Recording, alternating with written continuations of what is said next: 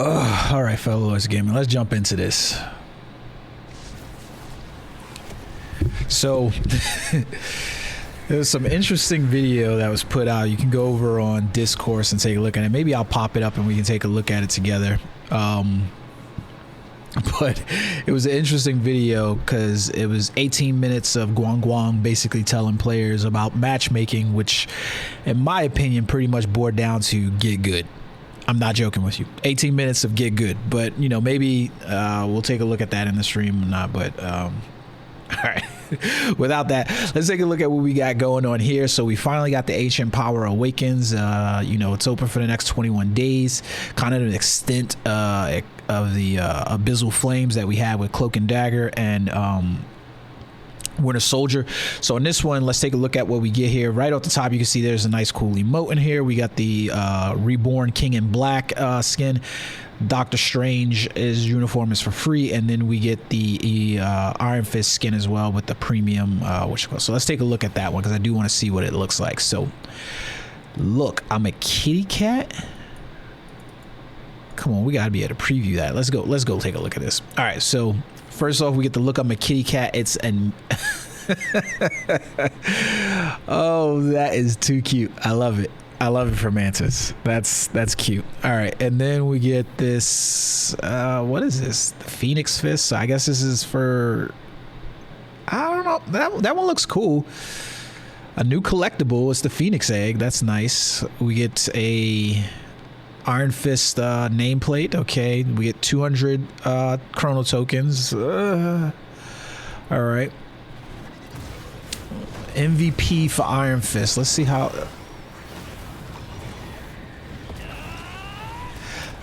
Bruh, to say that they are in love with Iron Fist would be an understatement. This looks straight up out of something like One Punch Man right here in terms of like they went full on anime for this one. Like, I mean, even just bro, wow. Okay, so we got a nice little cool one there. All right, it is what it is, guys. You know what I mean? Like that's what it is. And then we get a really good looking skin for Iron Fist. To be honest with you, we'll take a look at his other skin that's in there, the Immortal one, but I think that one's a better looking skin. And this one feels like a little bit play on it, if I'm being perfectly honest. But the fact that he's getting another one, period, and he has like the other flaming one that he has, lets you know that they love this character, right? All right, so then we get the free emote for him.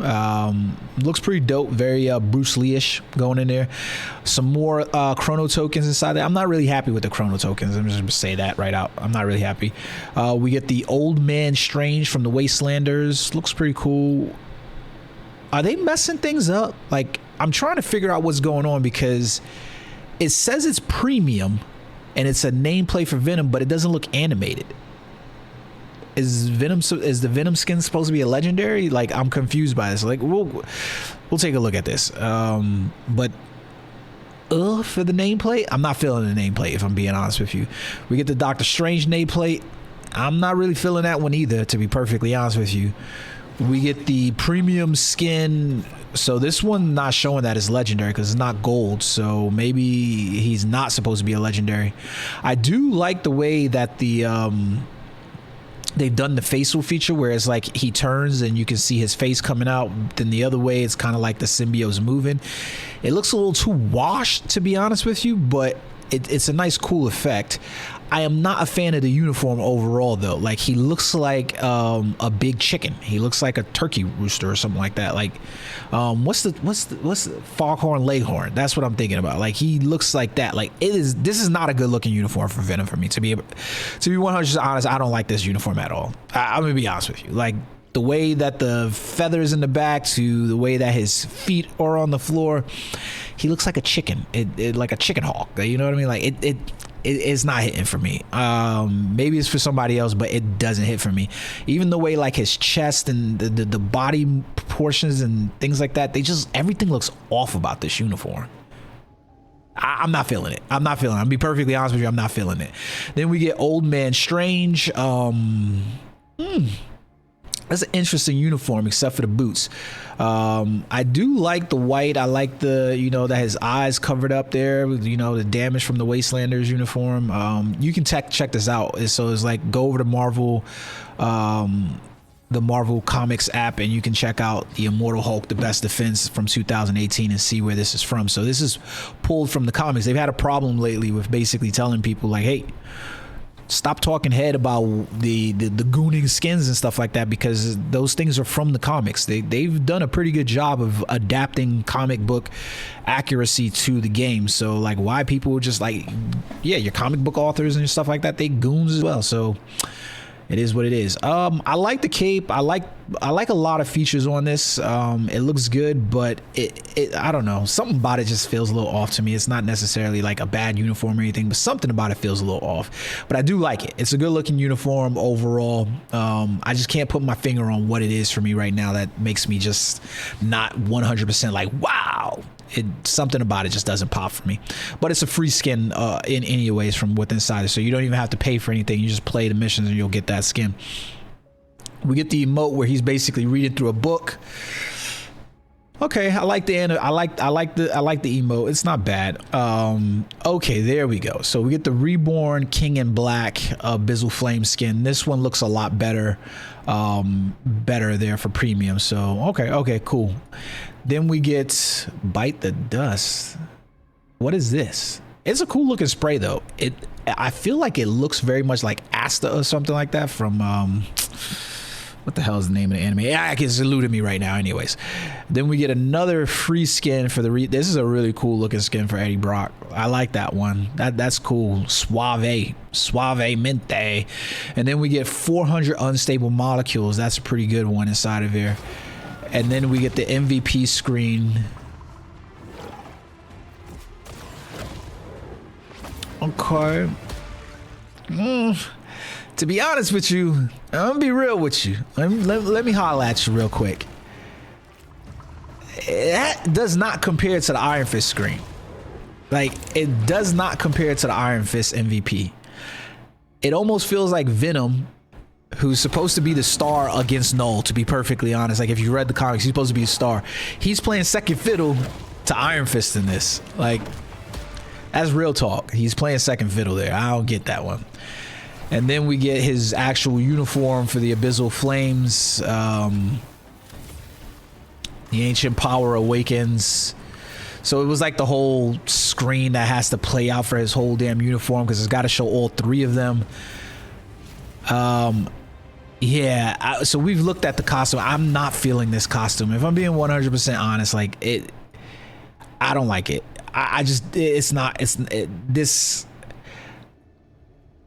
This is not inspiring me to buy the premium pass, if I'm being perfectly honest with you. To be truthful, I could really skip this premium pass.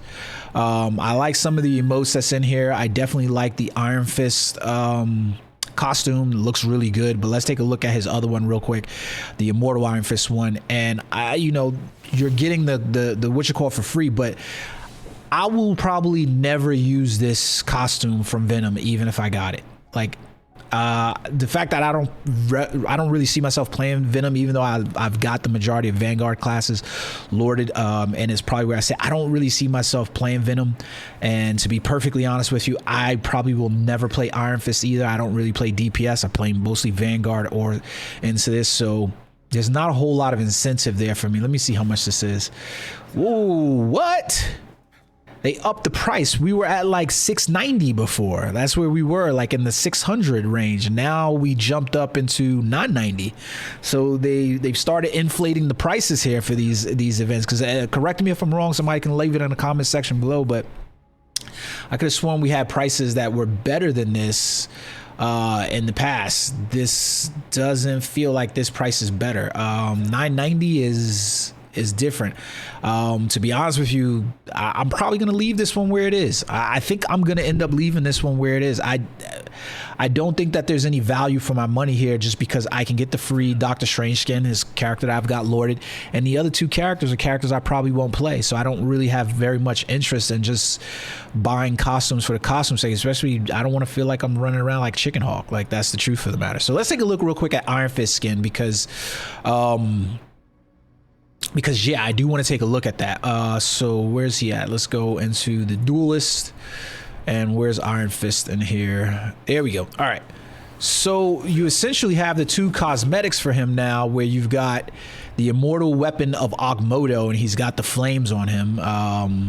And that skin's there kind of look like Skryed, if you remember that anime with the gauntlets and stuff like that. Skryed, or I can't remember if it's Skryed. It's S-CRY-ED. And then we get the Phoenix Fist inside of here. I don't know. To be honest with you, I prefer the immortal weapon of Agamotto skin. Now, that might just be a choice, but this one came with the battle pass. I just don't find a necessity. Like this one, it doesn't look bad or anything like that. I'm not saying it's the better uniform in the 2. So if you're an Iron Fist fan, you 100% have every, you know, that's in your wheelhouse to just go ahead and go grab that. Chifa Feng Fu, whatever the hell he says. Like, I'm tired of hearing that shit, but you know, it is there. What is this? Got that dude reported. Okay, cool. Yeah, I do report dudes. Like, I'll go check my matches and everything like that to see like what the deal is. So we do have new Chronoverse missions in here as well. So you can see here, destroy 30 symbiote eggs. We got 30 symbiote eggs, the Whispers of Oblivion, listen to Null and the Throne of Null, witness the showdown between Venom and Null and the Throne of Null, and then obliterate Null in the White Hot Room in Clintar.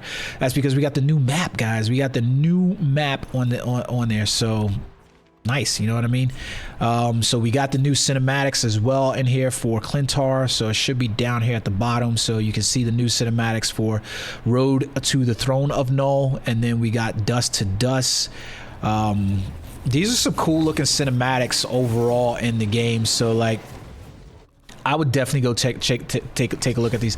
This one, I'm just not feeling this Venom at all, man. Like, damn, I feel bad for that. I do love this Throne Null room though. Like, it's fire.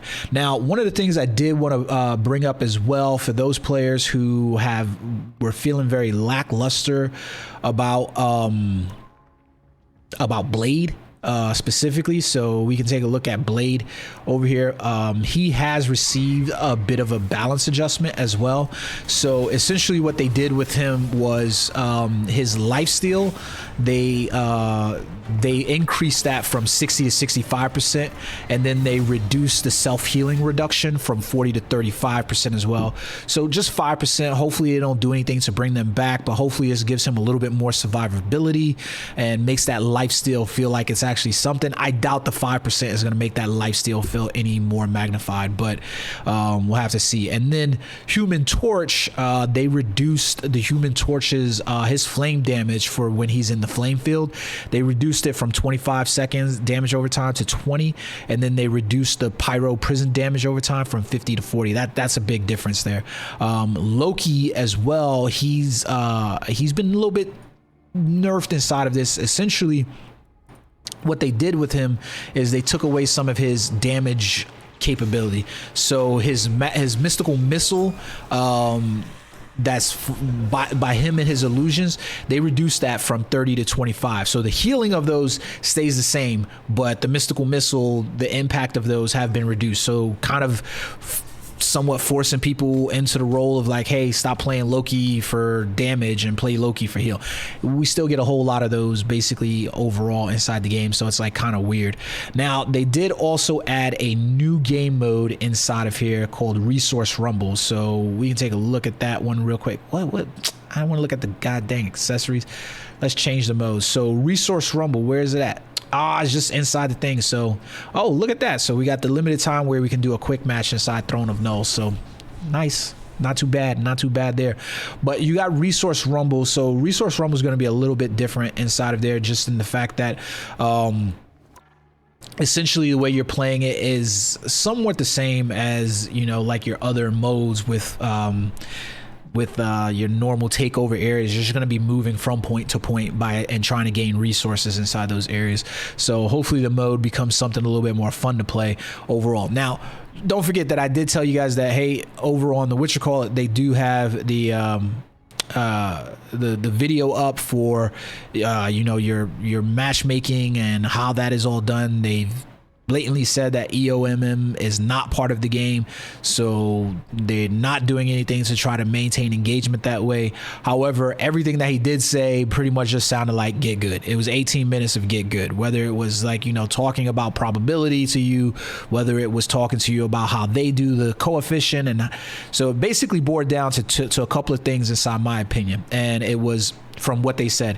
One, they basically talked about how you are ranked with inside the grand scheme of the game, and when you go into a match, you're basically given a value as a player, and your value is weighted against players inside that specific role and you know, inside that league. So like if you play a cloak and dagger, they're going to weight you against other cloak and daggers with inside the same tier as you are, and then in the match you're also weighted value against how you participate amongst those people that you're playing with, and that basically generates a score towards your overall score and how you basically get paired up with other players. Now they went into a lot of, you know, lots to talk about how, you know, the matchmaking is done based on region, whether you're in a tri-stack, 4-stack, or 6-stack. They've tried to eliminate 5 stacks so that way solo players are not just queued up against that way and at a disadvantage. But essentially everything about what they said boiled down to 2 or 3 things in my opinion, and the one being the major thing is just get good. Like if you're having a problem, you're not able to maintain win streaks, that's for the balance of the game. That's there because you're basically getting weighted against your players, so there's only a 12.5% chance that you're going to win. Get good. If it's a matter of whether you stack up with 4 players, you stack up with 6 players, or you choose to stack up with 3 players and you jump into a match, and you have the other things. They've done things to match up so that way you basically go in with another against another 4-stack team or another 3-stack team, and if it's not working out for you, get good. If it's a matter of like your region and stuff like that, and you seeing the ping times and the delays, guess what? Get good. Everything about it, like I'll probably do another video and look at it, but it was pretty much 18 minutes of telling players get good. That's what it is. It is what it is. Get good. Like I hate to say that, they didn't talk anything about, you know, what they're doing around the matchmaking, specifically with players jumping in engagement where they are smurfing and doing those type things. So it just boiled down to just, you know, hey guys, get fucking good. Like I hate to say that, but that's what it is. Get good. I'm not sitting here telling you I'm the best player at the game, because you know what, I can stand to get good my goddamn self as well, especially if that's how they're treating things. But yeah guys, I don't know what to say. Like if you're feeling some type of way about the matchmaking system after this, and from what they said they're going to work for improvements and things like that, but essentially what it boiled down to was get good. I don't know how to say it. I'll probably look at it in the video later and we'll break that down to some more, but get good. like Guang Guang has spoken. Get good. All right, guys, so we're going to jump into some gameplay now. Thank you so much. Hit that like and subscribe button in the comments. You know, leave that stuff around, and let's see what we got now here for some gameplay. All right, so let's check out.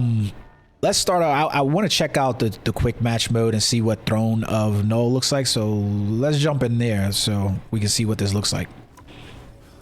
Oh, I didn't check to see if they updated Cloak and Dagger's skin. Well, they said that's what the update, so that patch should be live now. We have to check out to see if they fixed after this I'll check it out to see if they fixed the Cloak and Dagger nameplate, because it was broken. They said that it should be fixed with this update, so we'll have to see. I didn't see anything in the patch notes to say that they did, however, though. So okay, so we're directly into Resource Rumble. So we got Hellgate. Who I'm gonna play? I'm gonna go as Ben.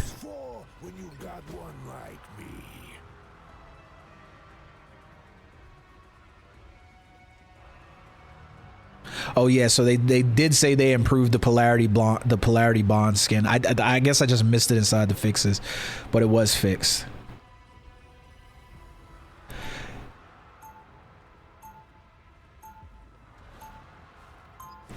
But as much time as they had to work on Blade, you would have figured. Whoa.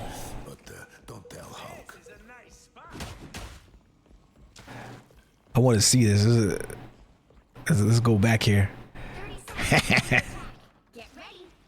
Where's this one going? Why is it going up? Oh, it looked like it was going up, but it's just going there.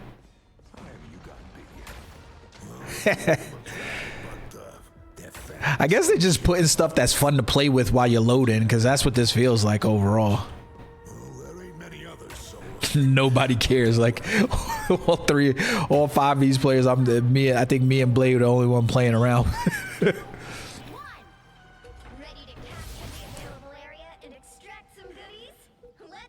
How did we just speed up like that? Damn it, you blocked me.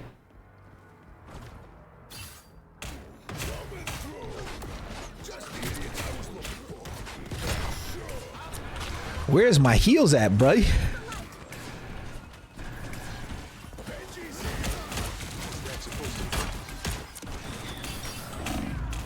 Damn, where's the heals at? Come on. Y'all got to get in here with us. You got to provide these heals, man. Oh, they getting...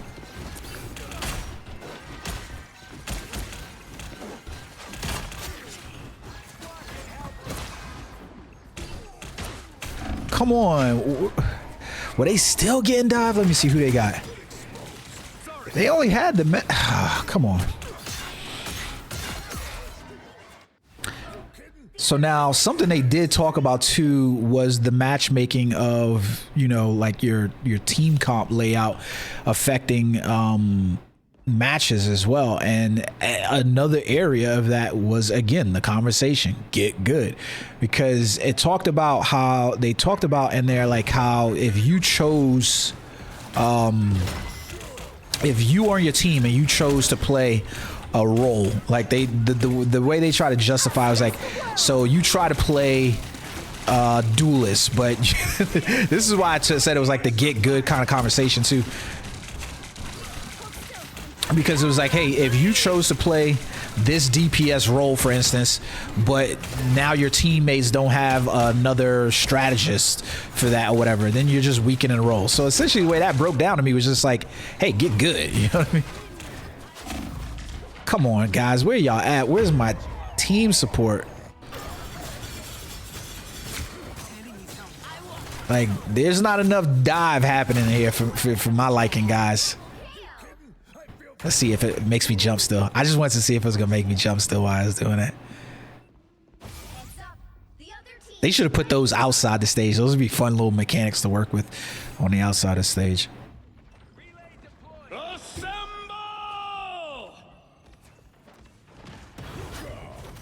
Come on, guys, get in there. What are y'all doing? Look at this. No heals. What?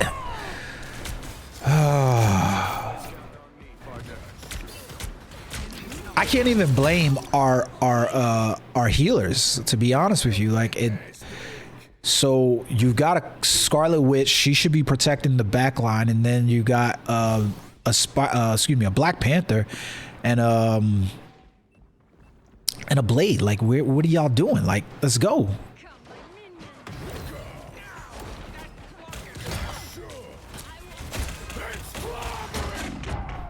Come on, man. Like right now, I'm just running in just to try to get to the zone because I don't know what the hell my team's doing.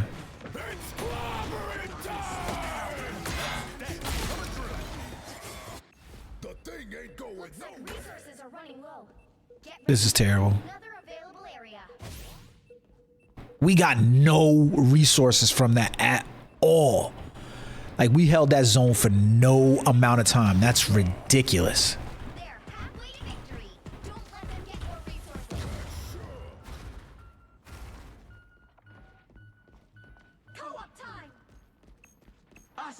Like, why are y'all still fighting them up there? What's the point of staying up there? Like, there's no resources. It's like, I wonder all the time where the game is at when we're talking about these things. It literally said, and we got that notification, there's no more resources to be had. So why y'all up there still fighting them?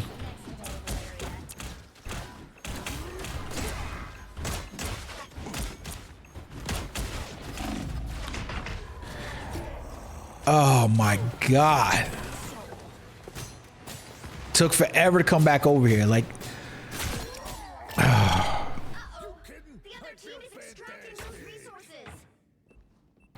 I think this is where the game, like, in my opinion, it struggles the most, like, in terms of you're playing objective type things and you try to do that with solo or duo queues, and you end up in these places where you don't have people that seem to understand that.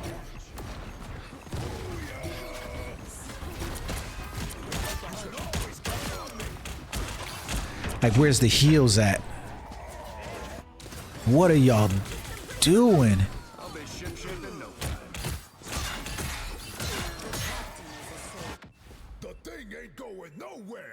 This is terrible. So they're gonna win because they're gonna get there first. Like, I mean, we haven't taken a single resource point, so that means we held that for no amount of time.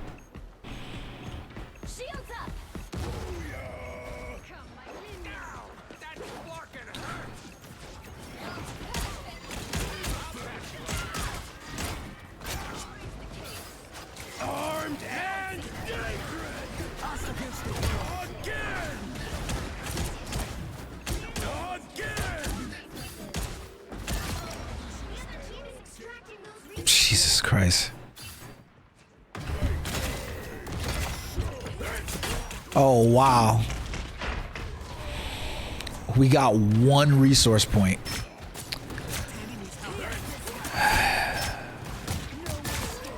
And this is why Guang Guang said, get good. Because he knows that this is what it is that you're, unfortunately, if you're going to want to play this game and you want to have a consistent win streak or something like that, you're going to have to find a team of players that you can do that you can do that with, because right now the way it works is like you're getting paired up as solos, duos, and it's probability, it's chance at this point for who you getting paired up with and whether they know how to play or not. Like, why did he put that there? Did he really think that we needed that there, like, instead of on zone?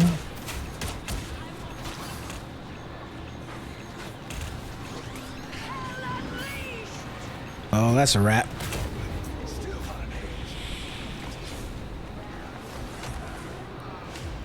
Oh, we didn't do nothing about that. Like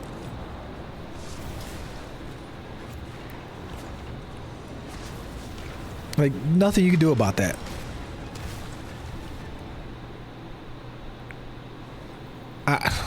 That was terrible.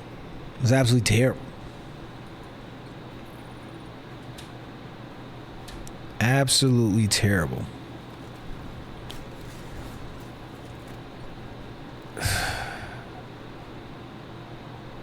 Like, we even switched to 3 healers, and you watch that. I don't know who they were healing because I wasn't getting a whole lot.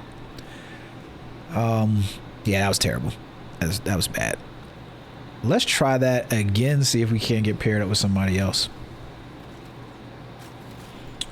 Oh no, before we do that, because I want to see the Cloak and Dagger nameplate. So where is it at? Let's go into owned. So that's the Hella nameplate, Fire nameplate. That nameplate is the assiest of ass nameplates, to be perfectly honest with you. I got that one from the Twitch drops, so hopefully you guys are getting those. Where is the Cloak and Dagger? The Mantis ones, these. Where is the Cloak and Dagger ones? That's the old one.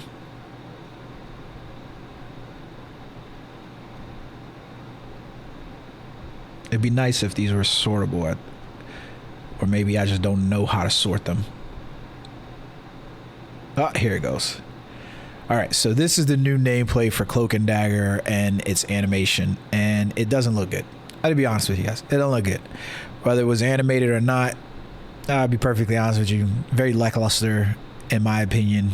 Like, I wish they would redo this because everything just looks washed out. Like this, like Blade's nameplate in here, it pops, right? Like everything pretty much pops. The Wolverine one, you can still see it pops. There's like a pop to it. Here you can see like all of these nameplates where there's like movement in them, they pop. Like everything looks, the sketching on them looks pretty hard. There's like detail and outline here for those, like they pop. Even this one right here, like, oh, this one's a little bit drowned out. This one looks completely washed.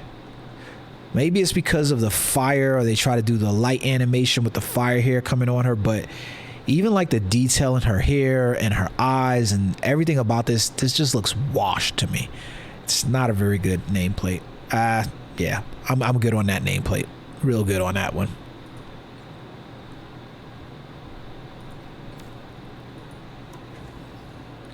Hate to say it, but that nameplate ain't hitting. That ain't hitting on nothing.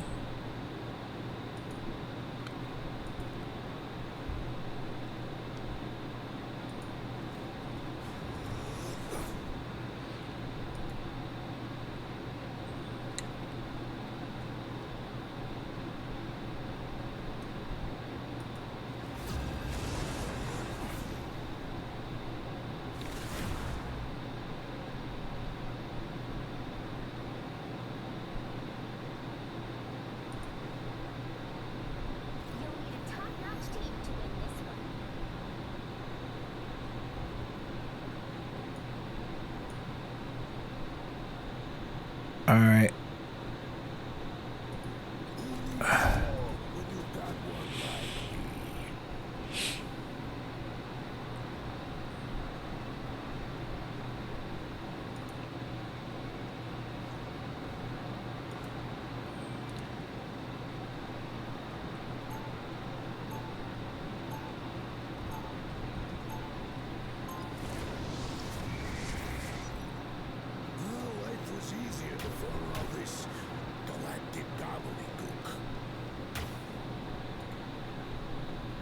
Galabadi Glook.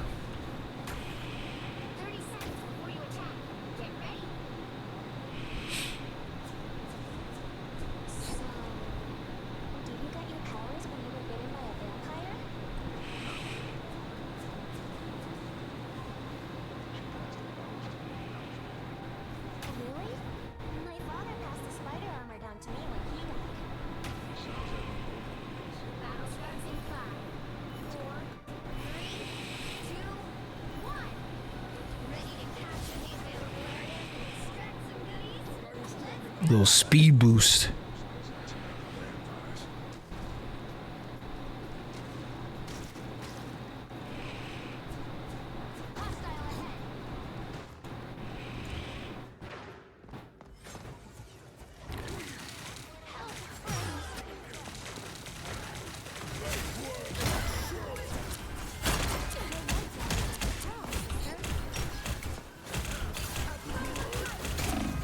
Come on.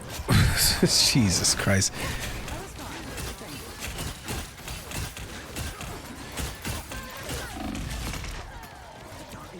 What was the Mantis and the Cloak and Dagger doing? Were they like willing to provide heals there? Clear the enemies to extract more resources. Uh-oh. The other team is extracting those resources. Let's wait for them to come.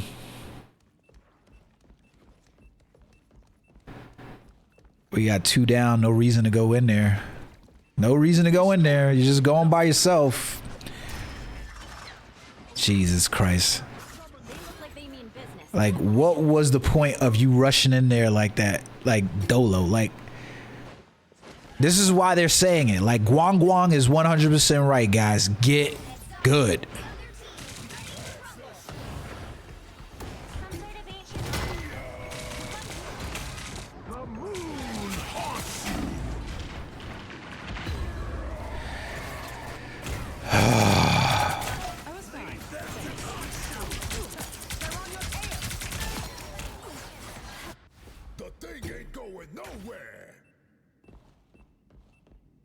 Like, look at, let's see.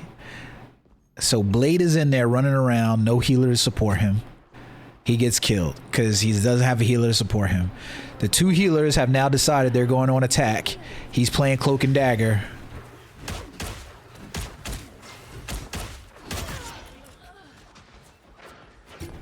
So instead of doing their jobs and healing, look at this dude. Why you in cloak?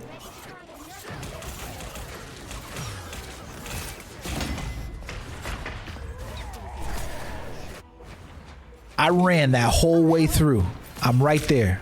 Received no healing along the way.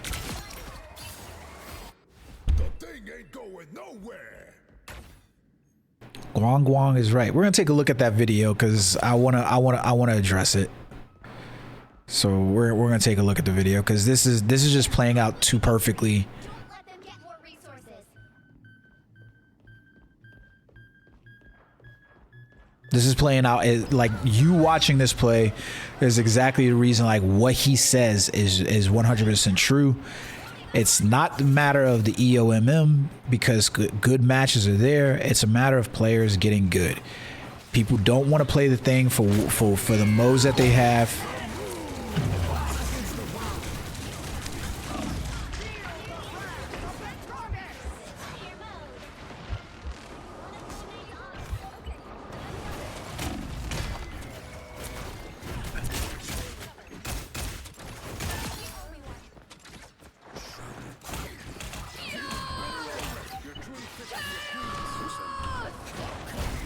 Nothing's getting through now. Your team is ready to rumble, baby. Counting on you, friends. So you can tell he's 7-4 right now. He's not doing what he's supposed to be doing as a healer if he's got more kills than he's got assists. He's spending more time in cloak form.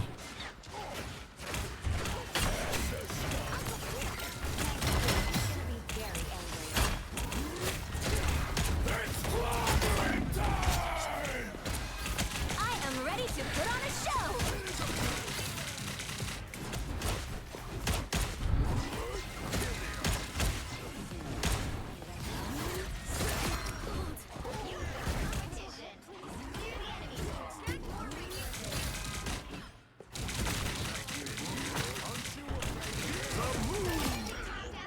It's like, this you ain't running from me.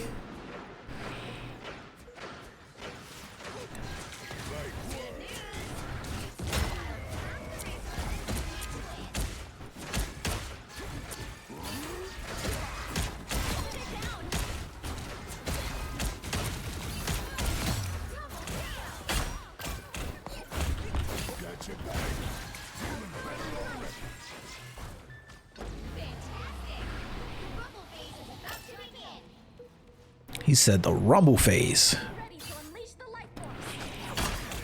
Pick up your toys, Moon Knight. I can hear him above us.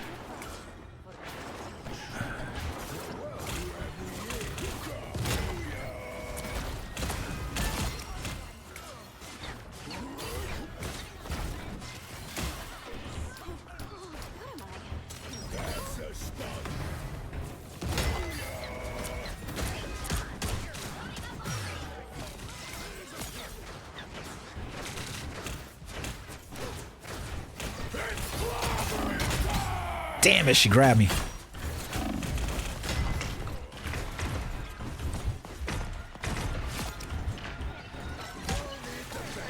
Thank you. Damn it. Yeah, she wasn't gonna be able to help me out of that.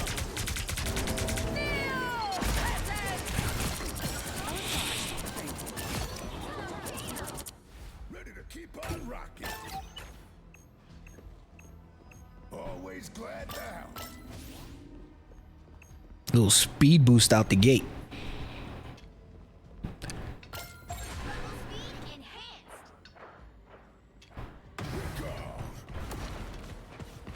A little help, please. Us against the world.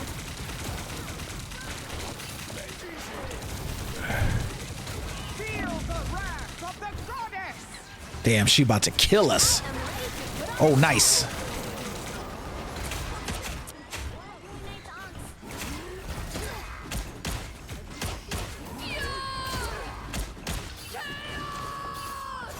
Damn it.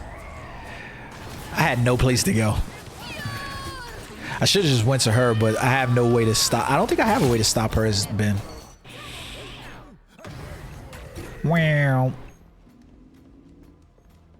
You can always count on me. You got to fall back, bro. He's doing what he can to hold his own, but we don't have a healer with us at all. Don't go in there. Don't go in there. All right, there we go. We got a healer behind us.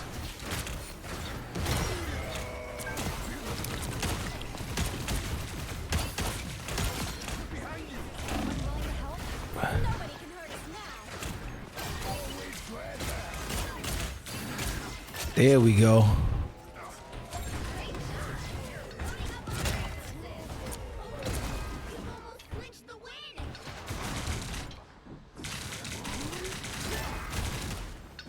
Consider yourself clobbered. Look at him. Look. There you go. So when they were doing what they were supposed to be doing, which is healing, we ended up turning around and we started winning. And they wanted to, like, Sue had to go in and go get her kills. Like, just play your roles, guys. Play your roles. It's like play your role.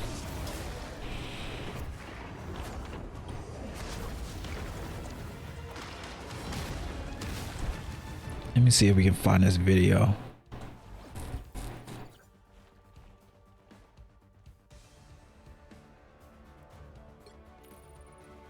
Booyah.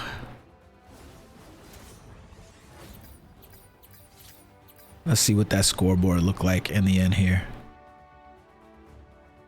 So about 12,000 heals. So they did better healing than their team. So it is what it is, I suppose. Most of that came at the end right there. 16 and 19 is what he went. Finally started doing the healing, obviously, for that. Not bad on damage there. I don't know how he got it above me, but okay, whatever. Or even him, but whatever. All right. Marvel Rivals, where are we at? Marvel Rivals. I think it was in Game News.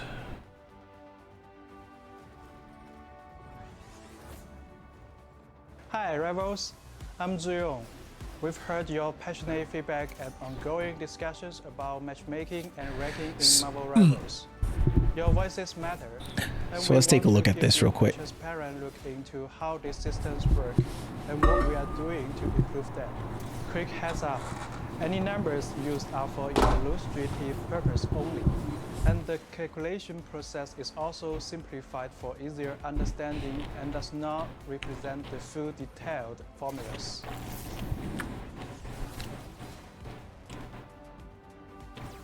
After every competitive match, your score is calculated based on two key components, base points and performance points, each weighted according to your current rank. The formula looks like this. Like, don't make sense to any of us, right? This depends on match outcome, your current competitive score, average competitive score of the enemy team. First, the match result determines whether you gain or lose points. Win and you will gain points. Lose and you will lose I think we all points. understood this part, right? Second, the difference between your competitive score and the enemy team's average competitive score affects how many points you gain or lose. If a player's competitive score is lower than that of the enemy team, the system recognizes that the player is challenging a stronger opponent. In this case, a victory will grant an extra bonus to the base points, while So- a defeat will result in fewer points deductions. The reverse applies when facing lower ranked teams.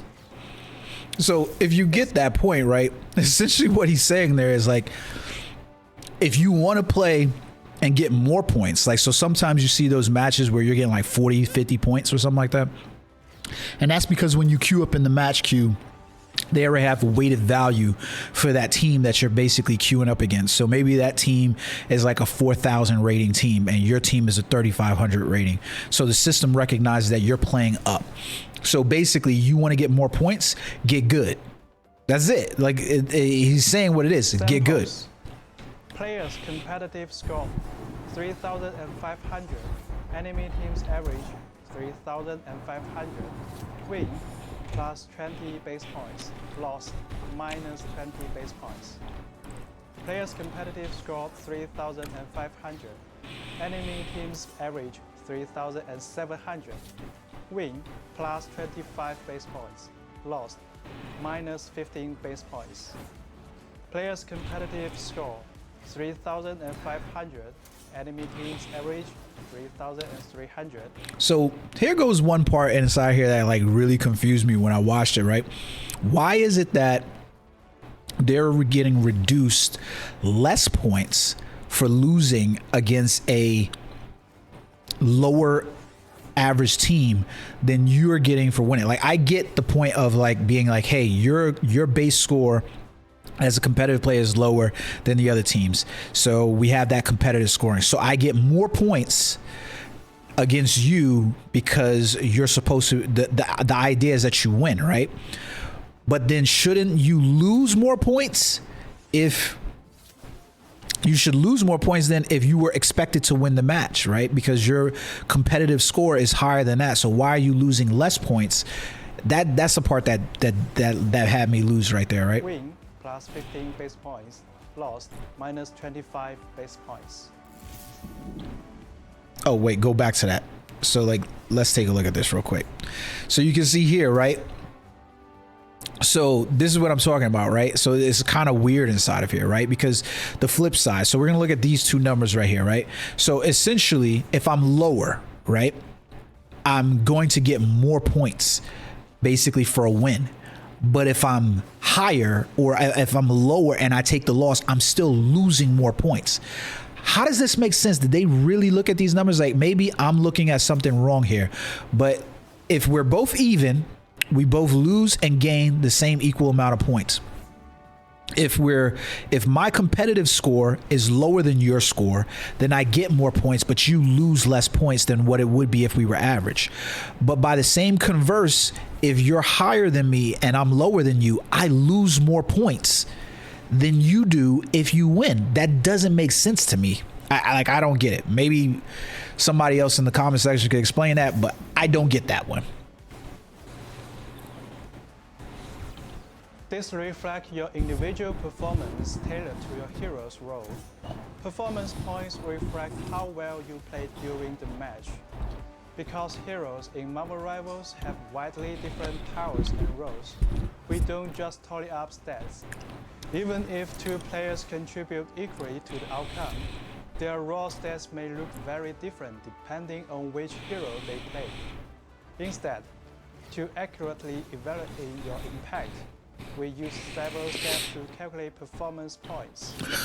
For each hero Watch. used in the match, Listen to this and you're just gonna hear, match get good. stats to a 10-minute value and convert that into a single performance value. We compare that to the average performance value for that same hero at your rank, also for 10 minutes.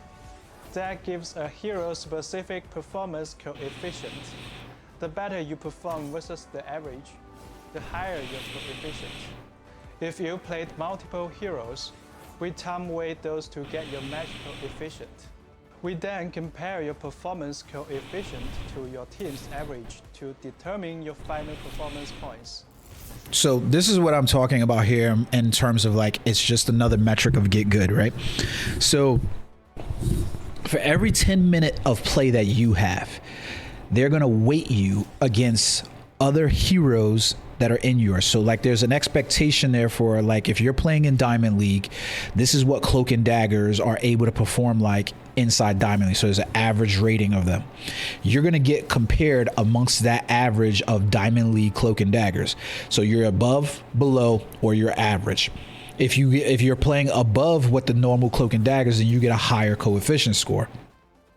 But for some reason, I don't know why they do this one, then we get a comparison to the people that's on your team. So they, you know, that means other tanks, other DPSs, other healers, and you get a performance based on those coefficients of this is what you're going to be aggregated against your hero specific and then your team comparison.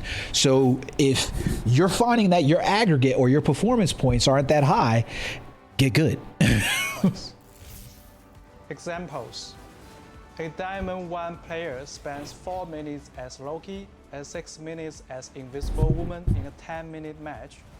Let's break down the performance points calculation. First, the system converts their in-game stats to 10-minute averages and then convert them into performance value. Assuming Loki has a performance value of 1,200 and Invisible Woman has 1,000. Next, the system finds the average performance value for Diamond 1 players with those heroes, which we will assume Loki and Invisible Woman both are 1,000. We then calculate the performance coefficients. Loki's coefficient is 1.2, while Invisible Woman's is 1. This is then weighted by playtime. The overall coefficient works out to be 1.08. Finally, this player's coefficient is compared to the other 5 teammates. Let's say that they are 1, 1, 0.8, 0.8, and 1.15, resulting in an average of 0.97. This gives us the final adjusted performance coefficient of 1.11. So you see the way that works overall. It's like kill-death ratio basically inside there. Hey, you know, you're playing your character. We're going to give you a weighted performance. So let's say like the average player is a 5. And, you know, for a Cloak and Dagger, the average... What the hell just happened here? I was like, I wasn't sure what the heck just happened there. But like, so let's say like your average player is basically a 0.5 inside there, or a 5, and you're playing in that game and you basically say like you're playing at a 7, but your average across, you know, you decided to solo queue and you get queued in to like a whole bunch of players who are like really good. Maybe it's a 5 stack and they get like a 10 across their coefficient. Well, now you're lower than them, so the point value that you're going to get for your weighted performance is going to be low because you're playing with players that aren't at your level. So like when you see those point numbers at the end, if you're like not in the same zone, you know you're playing probably below average, so get good. Once both your base points and performance points are calculated, your final score is determined by weighting these two parts. The weights vary by rank. As you climb the ranks, the weighting of base points will gradually increase, while performance points weighting decreases. In lower ranks, performance points have a higher weight to help skilled players rise faster. Higher ranks shift weight towards base points for consistency. Example.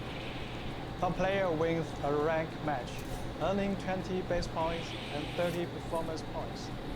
If the player is in silver, with a base point weight of 0.4 and a performance point weight of 0.6, the final score gained is 26. If the player is in Celestial, with a base point weight of 0.7 and a performance point weight of 0.3, the final score gained is 23. So now I think this is the part that most players were most interested from. From all corners of the globe, each with different time zones and connection speeds. Balancing fast matchmaking with fair matches has always been our challenge and focus for ongoing improvement.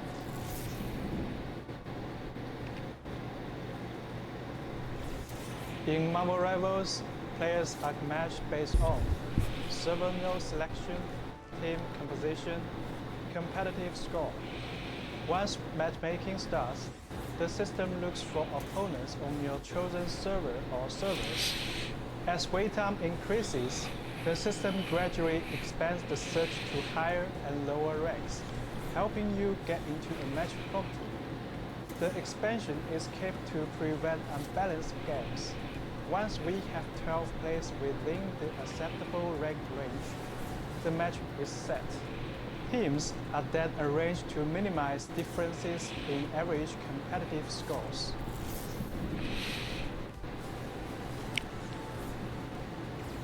Team matchmaking is based on team size.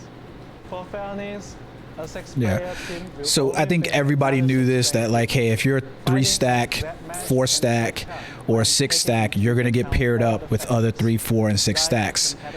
However, server selection if better. you end Since up launch, basically 5-player teams have on a server that is congested or doesn't have those players, so maybe you're a 6-stack roaming around, you get the benefit because maybe I'm running around as a 6-stack and they can't pair me with another 6-stack because there's not that many 6-stacks. So then it goes down to looking at, well, where are the four plus 2 stacks?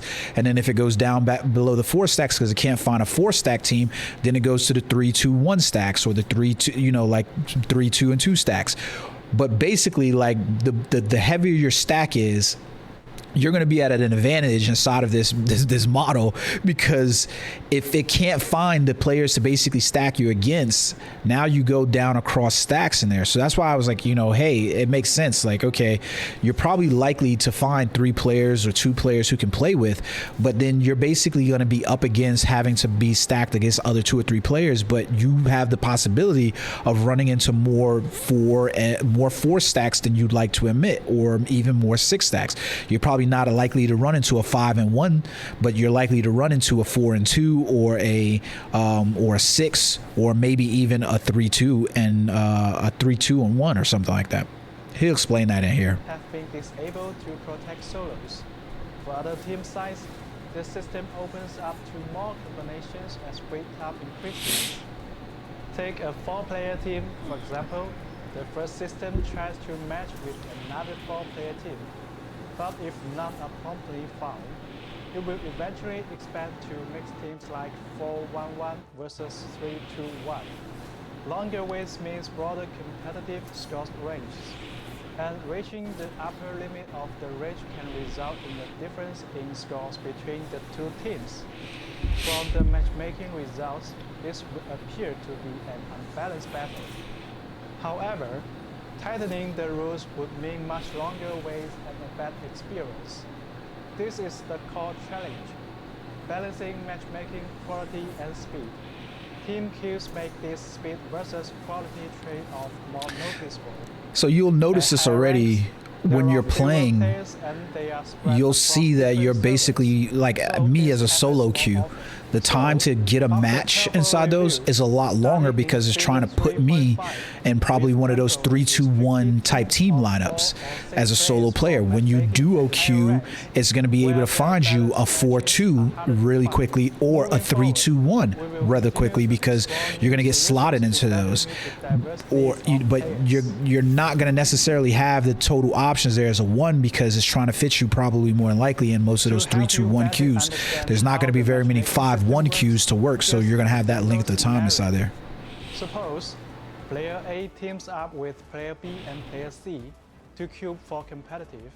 In this scenario, player A is Diamond 1, player B is Diamond 3, player C is Platinum 1. The average rank of this 3-player team is around Diamond 3.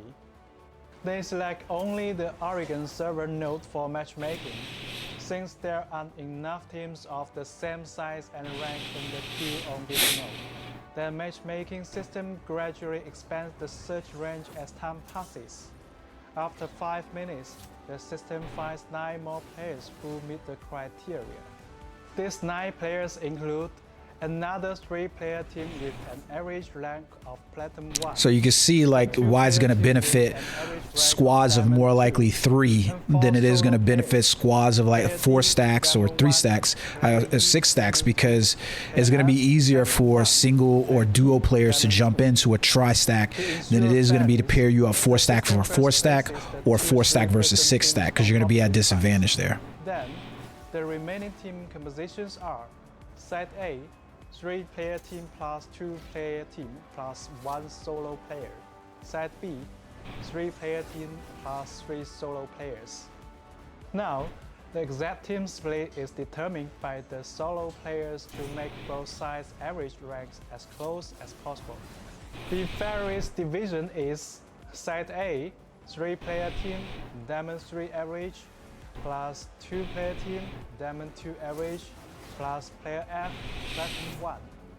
Set B, 3-player team, Platinum 1 average, plus player D, Diamond 1, plus player E, Diamond 2, plus player G, Diamond 2. In this scenario, there are still notable rank gaps within each side. For example, Side A's player F, Platinum 1, and Side B's player D, Diamond 1, each have a 2 to 3 division differences from their teammates. This means there can be internal team imbalances. Like, you look at what he's talking about in here, this already doesn't make sense to me, because if I got a 3-team stack right here that's in Diamond 3, and I got a 3-team stack that's over here in Platinum 1, so I'm already playing up a rank. That means that the Platinum players should by definition have a team comp that's probably better than mine, especially there. And then we go into saying, hey, we're gonna get 2 Diamond rank 2 players, but I got 1 Platinum 1 player. That 1 Platinum 1 player is gonna account for at least that Diamond 1 player, and then I've got those 2 Diamond 2 players that's over here. So how is that going to measure up, be having just 1 Platinum 1 player playing against 3 other Platinum 1 players, and he's the only Platinum 1 on that team? Once the match begins, the role selections are as follows. Side A, the 3-player team picks a Vanguard, player A. This doesn't make any sense or matter as much. The 2-player team chooses a Vanguard and a Duelist, player F. A Duelist may sticks with his preferred role instead of filling the missing strategist slot. To balance the team, the Duelist player B from the 3-player team fills as a strategist. Side B, the 3-player team picks a Vanguard, Duelist, a strategist. Player D picks an additional strategist. Player E picks another Vanguard. Player G. What the hell is going on? Like, it's like Discord's like, yo, I don't want to play your videos anymore. Another Duelist. We believe that this is a situation many players have encountered before. In this case, Side B has a strategic advantage, as all 6 players are playing their main roles. On Side A, a Duelist main is forced to fill as a strategist. And the lowest ranked player is also playing Duelist, which may weaken the team's synergy.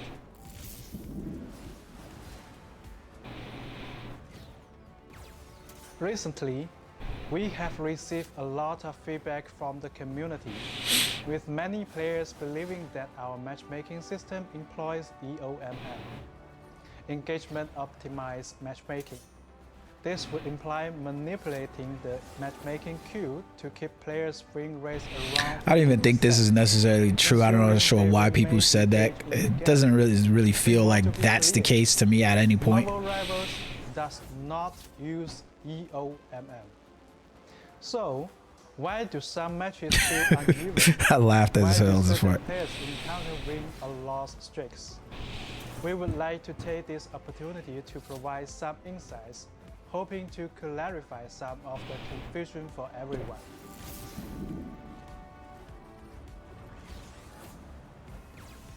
In a competitive 2-sided game, the fewer players on each side, the more accurately the competitive score reflects individual skill.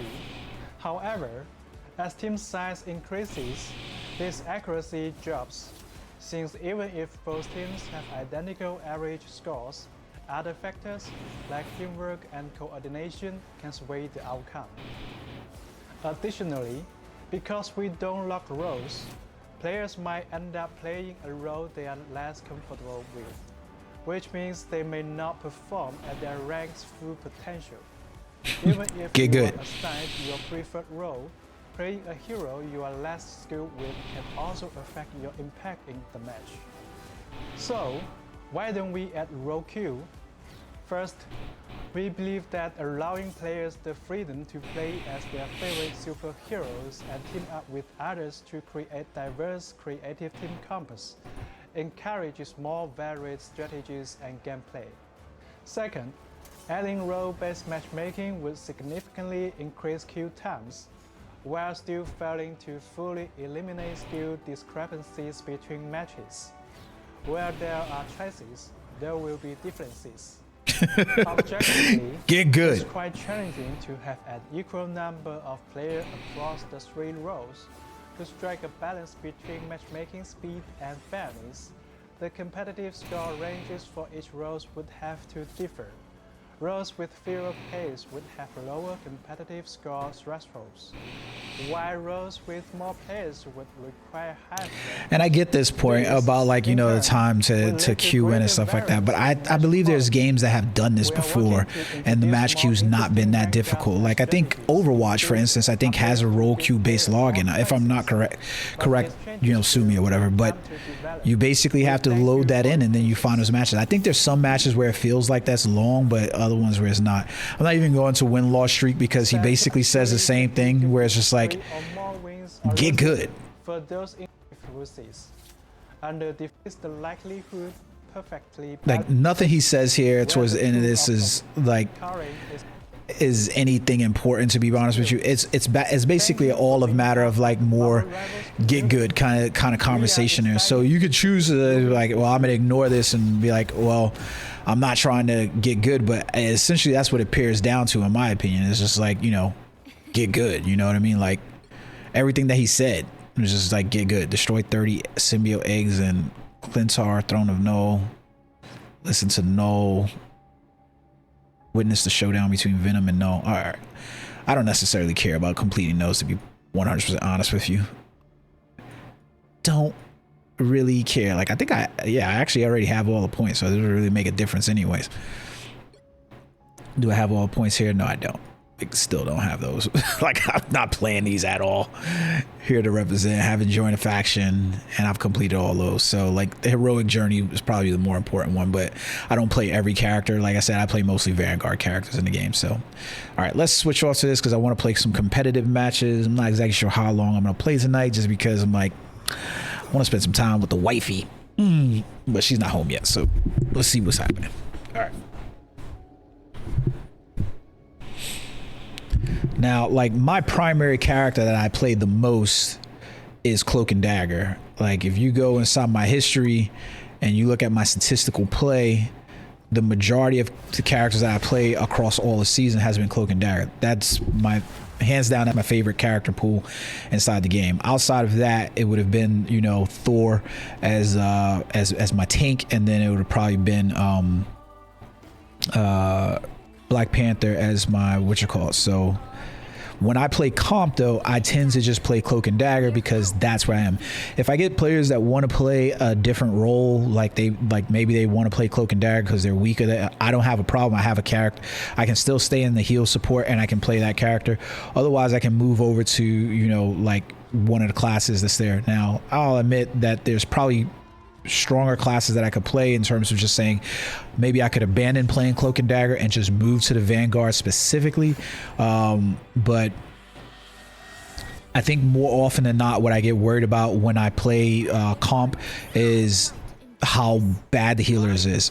Like, if you're playing a tank and you just have bad healers, it really sucks to play tank. Really sucks to play Vanguard. So I tend to just play that because I know that I'll do a good job. Even if I'm not doing 100% the best job as Cloak and Dagger, and I can at least keep the team alive, and that way I have more impact and that way than I would if I have a tank. Because if I choose to play the tank and leave those two up to chance, I'm guaranteed not to have an impact on the game because I have to rely as a tank on how good my healers are. It's one of the reasons why I really want them to make some changes to the way the Vanguards and the way the Vanguards and the way the Vanguards play, because at current, the way they play, they are highly dependent upon having a good healer. Like, if they don't have a good healer, we're kind of like screwed.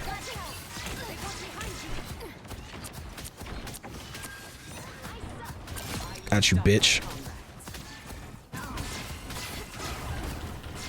Damn, missed him.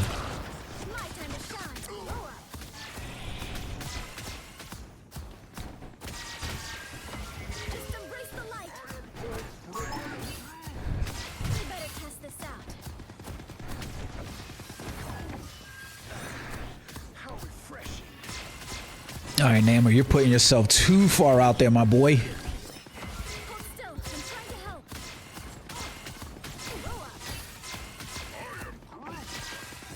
Now, I will say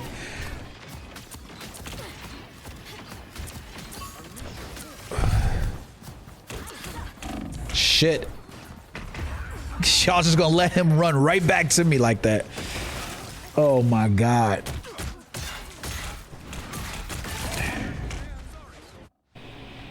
My time to shine.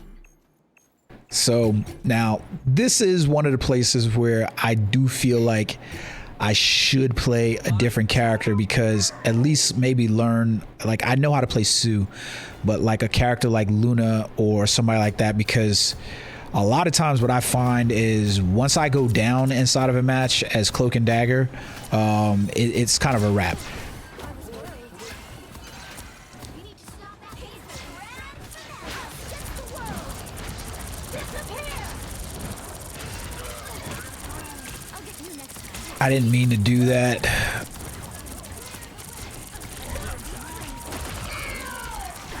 Shit. Because like once you go, like Cloak and Dagger, in my opinion, out of all the healers in the game, is just the most consistent in terms of being able to provide, specifically because she's just auto targeting. So she's just a very consistent healer. And some of the other ones you've got to at least have some good aim at. So like if you're playing a Luna, you're playing a Sue or something like that, you've got to at least have up to snuff healing aiming capabilities on your team. So see if I can't get to this Iron Man. Trying to make sure I can heal this dude.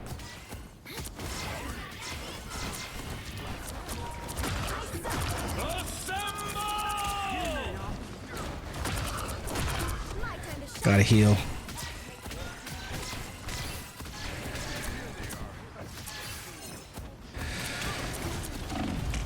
Jesus. So at this point, you can tell what the deal is they're gonna just be attacking me, but they're just gonna be attacking me because they know they gotta get to the back port. Judge, jury, executioner!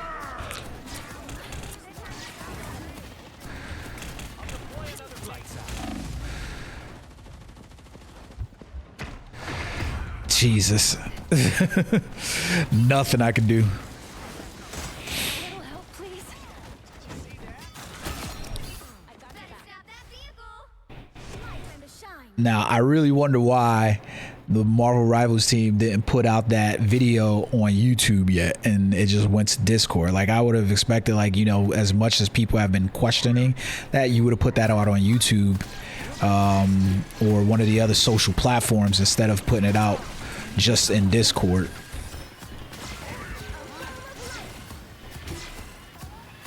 Where's our other healer at? Do we not have another healer? What the fuck is going on here? Yeah, I'm just gonna take the L here. We're getting steamrolled.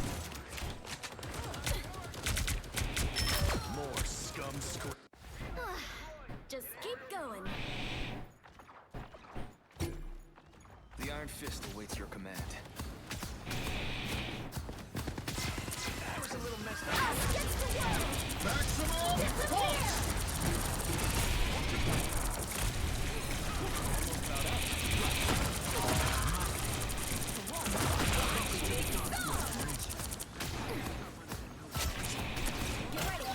Like, get in here, Why is Star-Lord hanging out? Like, this is what I mean by terrible players. Why the fuck is the Star-Lord hanging out in the freaking back over there instead of like being above head and attacking the freaking Iron Man?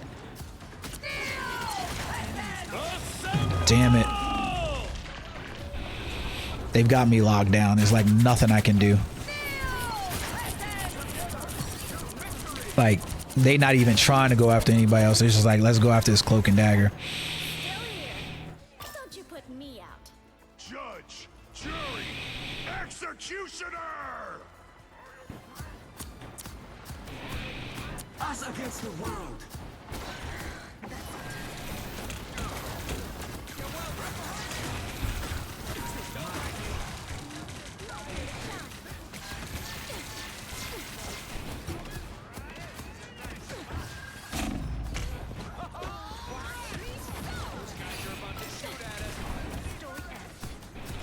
Thanks.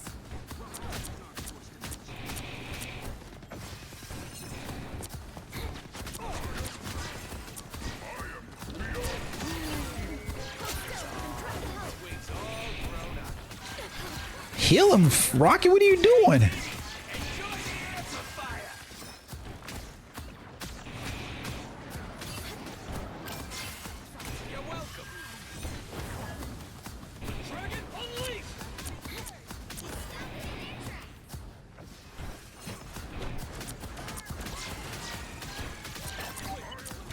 Damn, I tried to heal him from there. Disappear!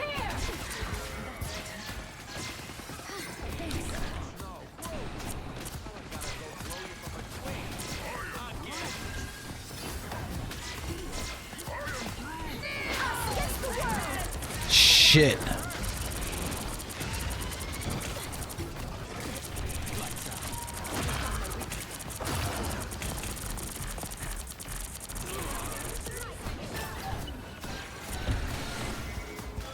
Damn it. Maximum pulse. I don't know who the fuck he was aiming that at. Shit. Judge,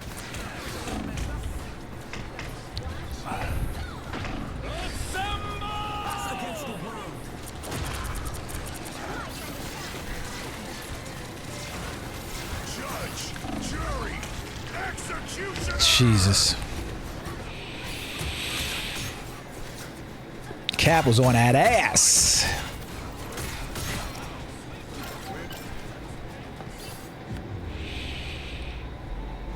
Current score is 0-3.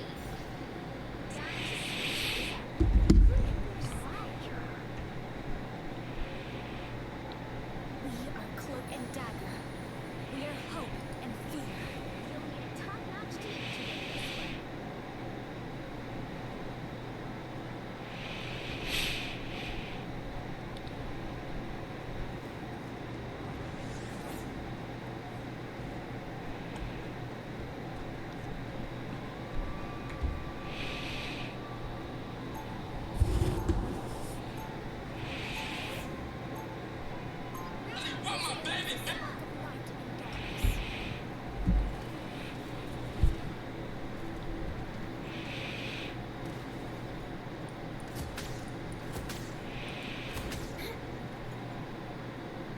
Like, we're just getting steamrolled. Look at these numbers. I'm surprised we even held them to that.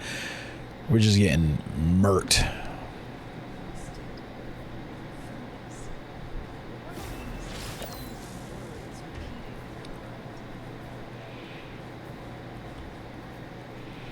Two best healers, I think, in the game, to be perfectly honest with you, Sue Storm and Cloak and Dagger. I know people gonna argue with me, but at like low levels for like average level players, I think they're just the best. Argue in the comments if you want to.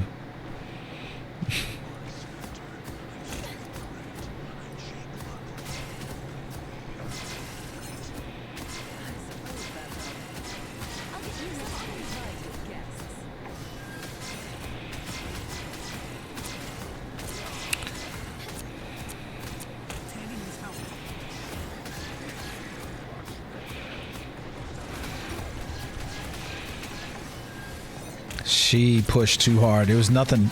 There was not a reason to push that hard with none of us having ults up.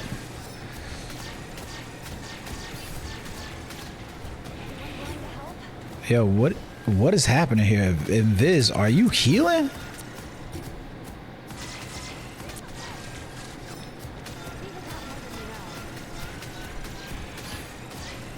Yeah, she is trying to play attack for some reason. I don't know what the fuck is going on here, but she is playing attack. Like, why are you out there doing what you're doing right now?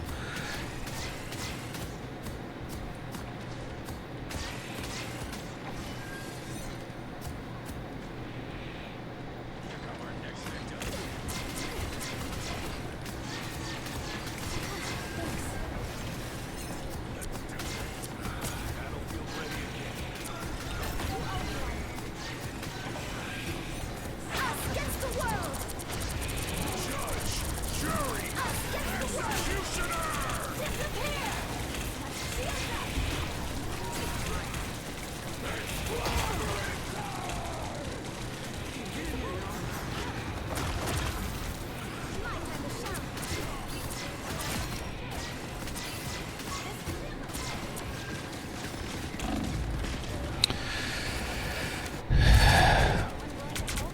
So if I had to wager a guess here, looking at BV Hayato at 7, 11, and 2, you're not trying to heal.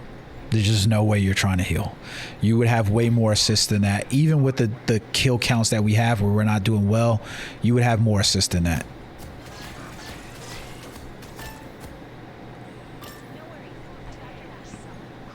Maximum pulse.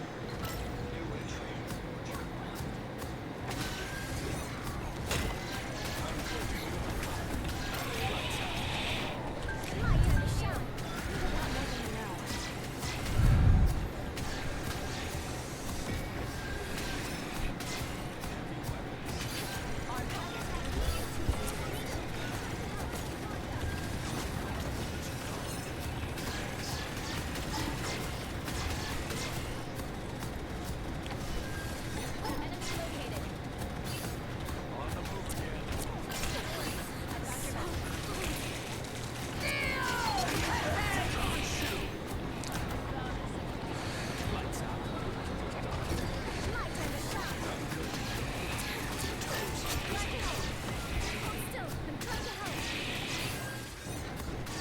Like, let's see.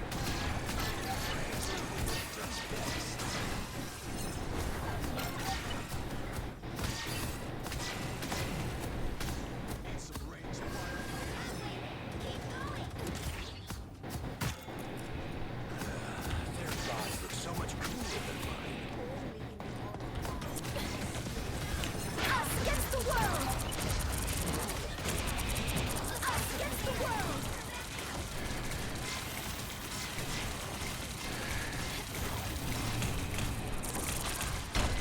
Come on, y'all. Get on the damn zone, please. My time to shine. Disappear. Glad to help. Gotta keep it up. I'm good to go. Get ready. Adding to your underworld armor. Much better.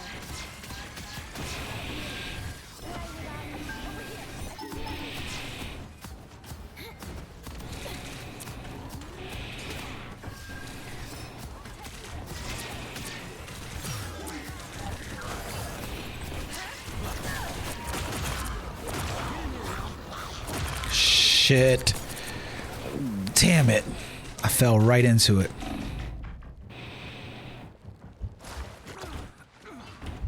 My time to shine. Everybody needs a Like, yo, what are you doing up there, bro? Like,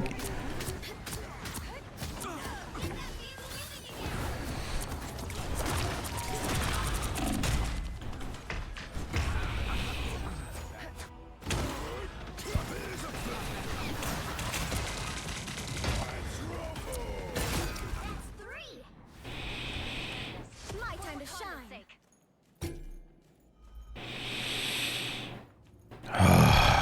Only 60 seconds left.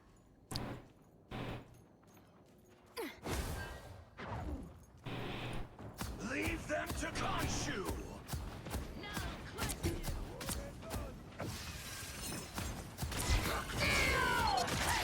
shit.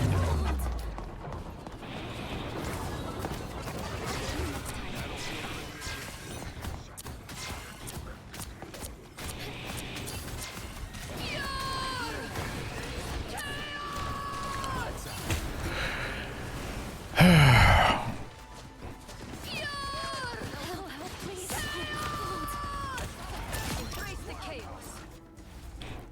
My time to shine. Get that vehicle moving again. The final 10 seconds. Nah, we're not gonna make it. Us against the world. Get ready.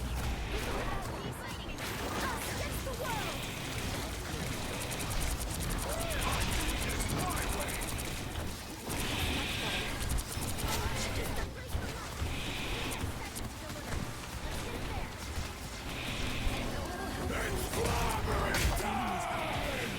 No.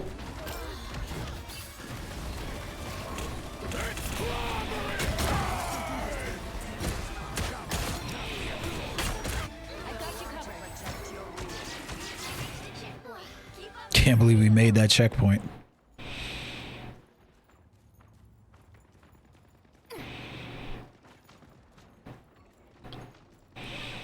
A feast for my crows. Feeling fantastic. Firepower. We fear Charlotte needs this fancy statue. Only 60 seconds left. I'm barely high. One less gentleman.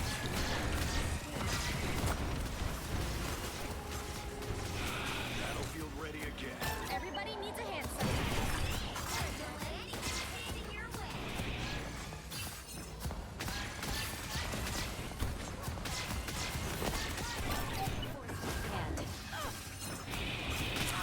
If we can make it. Oh, back up out of that bitch.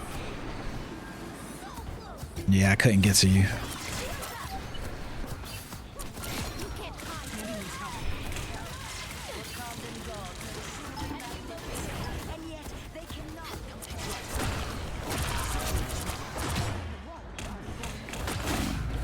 Jesus.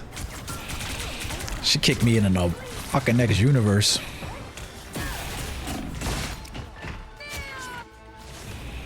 Lifetime is shining until we have a winner.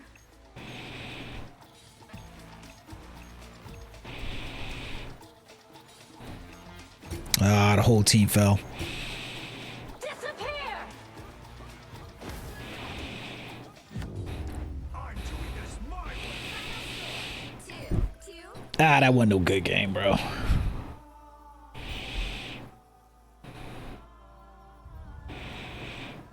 you can't expect to win them all.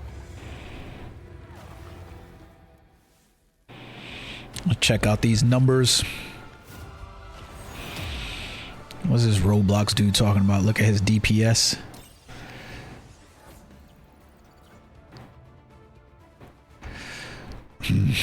Let's take a look at these.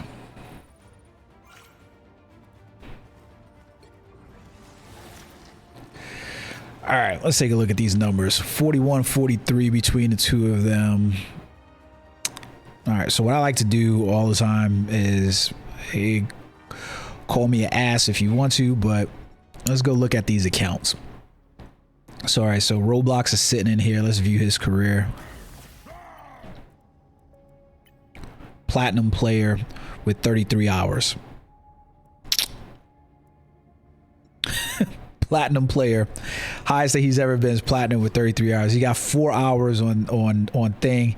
He didn't have a character that he's played for more than 5 hours. 2.3 hours on Punisher. What do you think that count is? You take a wild guess on what you think that account is. I'm gonna tell you right now. That account, nothing is Sodom. He finally goes 1 here. He goes platinum in 1.5. Gold. I can tell you right now what this account amounts to. This is a Smurf account. That's what it is. There's far too many of them and there's nothing to clean up. So best player on our team. Now think about how that's going to affect his, you know, your performance in terms of like the way they explain the performance values in terms of getting ratings. Because if this player joins in, he's basically looking like a new account and his performance is going to be 31, 14, 21 hits and stuff like that. So he's going to get a performance rating. You're going to get a performance rating against this player.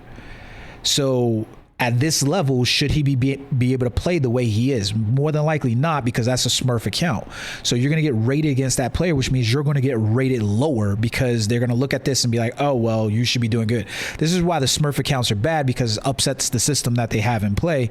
And it doesn't make it a matter of just get good, is because this player should really be in higher tier leagues. It's a problem. I don't think anybody else on this team is necessarily smurfing. Like, we all are like pretty much standard average across the board players. I mean, Me and their cloak and dagger went basically cloak and cloak for whatever we did, but he had 33 more kills, 33 kills, 38. But you can see the healing and stuff like that was essentially the same. But obviously he's getting more assists and more kills in that regard, because those don't necessarily count as actual KOs, because you see he's at 9 here and I'm at 3. These just account for the total numbers of that contribute to kills and assists. But if you look at their numbers across the board, you can see that. So we can look at Spider Slayer. This is not looking good already. 23.9. 23.9 hour, 23.9 inside here. So like you look at that across all seasons. 23.9 hours. Okay, so that's 178 hours across that. You look at her across all seasons, she's really a healer, but yeah, so she's probably lorded her at the very least or whatever. So yeah, this account makes sense inside there. This account, those are Smurf accounts. I don't really think this is a Smurf account, but let's just look for the sake of looking. I don't really think it is. No, I didn't think it was a Smurf account. Let's take a look at here. History overview. There we go. No. So like I said, like we could see inside here which were Smurf accounts, which weren't. I doubt this is a Smurf account as well. Nope. So we basically have two Smurf accounts. We have a Smurf account on our side. We have a Smurf account on their side. So Spider Slayer 88 or whatever here at 23.9 hours. This is clearly a Smurf account. Clearly a Smurf account. Nothing in Sodom. Eternal Night. 3.2 hours here. 5 hours in the Abyss. 4.1 hours. This is a Smurf account. Come on, guys. Like, and like this is not doing enough to basically be like, hey, this is what's going on like inside here. Like it's just not enough. You can see it and players can see it. And so like it's not a matter of like, well, you're fighting against the system, you're trying to play a system, but with Smurf accounts existing as they are, and you have those players who are basically looking to be big fish in small ponds, then you're going to get these where you get a performance evaluating rating and you get this. It's going to look bad to you overall, because then you're going to be like, I don't really want to do this. So I lost like 23 points inside that match, and you're like, okay, well, I lost 23 points, so now I'm back in silver, I think. Am I back in silver? No, I'm still in gold. Let's take a look at these events.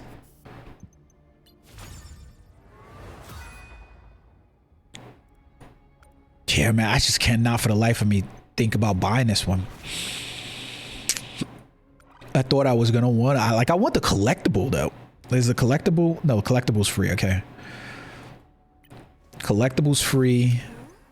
The chrono tokens are free. Is the unstable molecules free?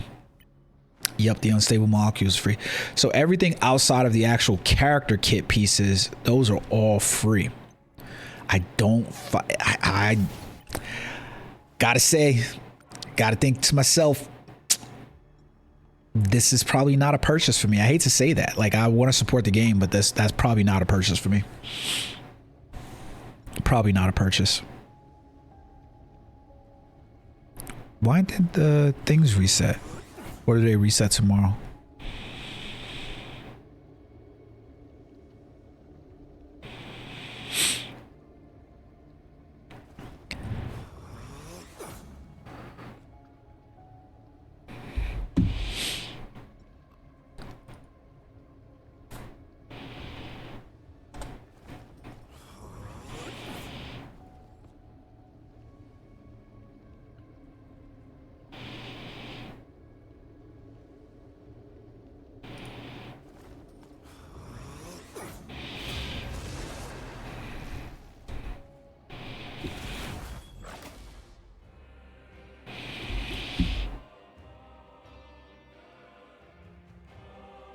All right.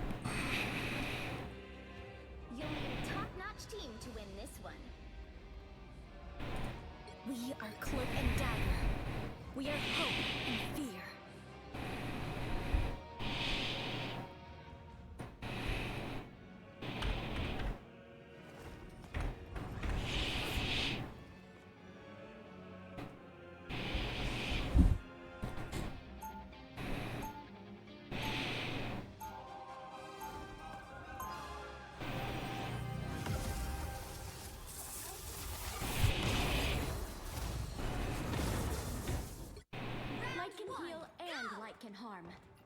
He said, look at this team, we're gonna do great. So you got protection that we don't necessarily need with Namor, because you've got a Loki, so hopefully Loki knows what he's doing. Got a Groot. I think it'd be nice if we had a Mantis.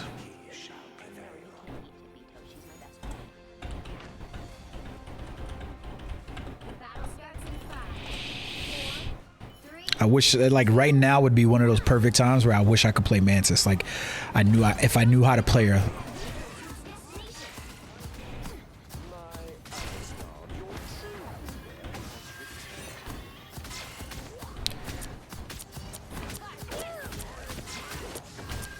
Just embrace the light.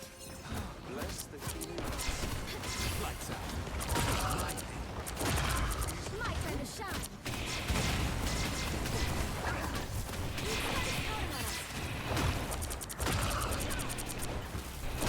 Shit.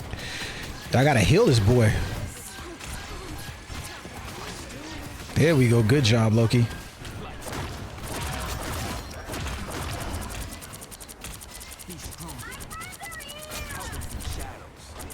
My time to shine.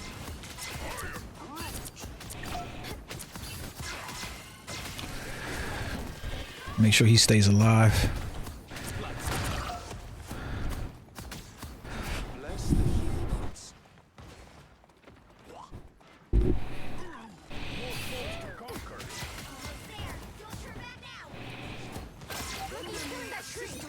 We're going to stop him.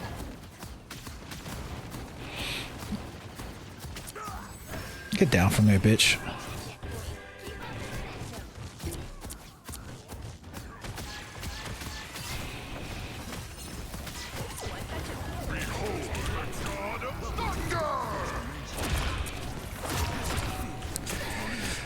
Shit. That was a nice move by them.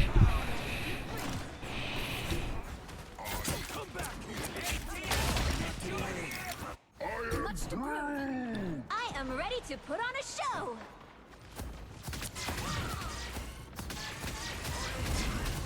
Us against the world.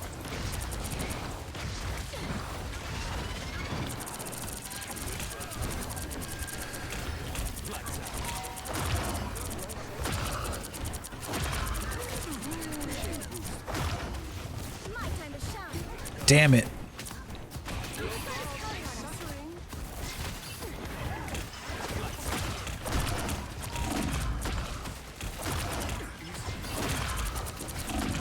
Oh, come on, guys.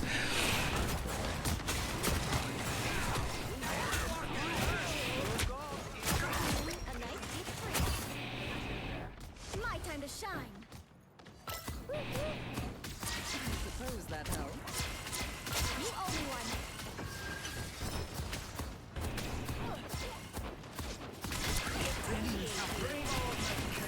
A nice deep freeze. Thanks. Did we lose our group? Hits the ground. Star's counting on us. I am ready to put on a show. You owe me one. I was worried.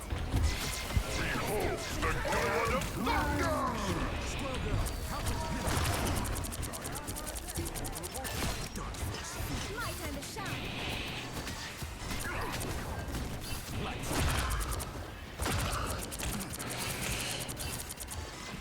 It's like one of those things that I like.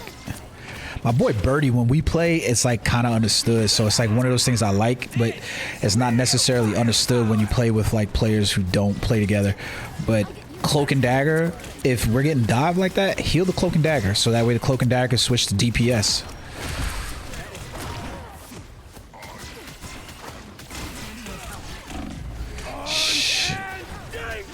Against the world. I am ready to put on a show.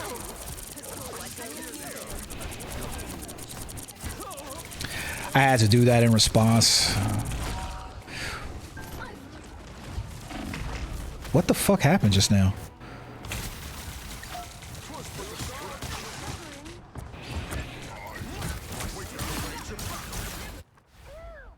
I'm not exactly sure what the hell just happened there. I got stuck.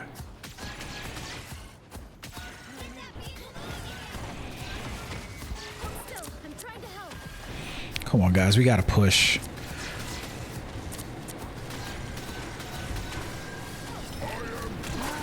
Shh.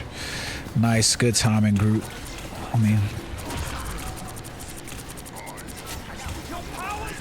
The god of thunder! I am ready to put on a show. Oh, come on. Come on, DPS. Y'all should have more kills than me. Idris Elba died without his faster.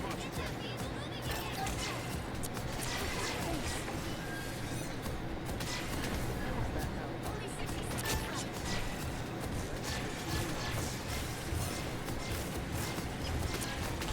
I am ready to put on a show. My time to shine.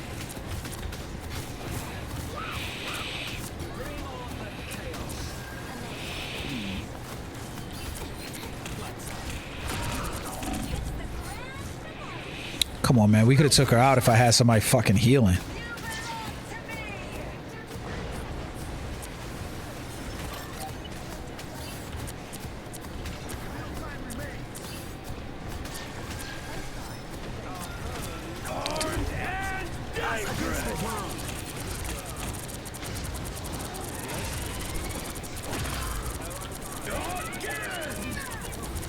Why they run back?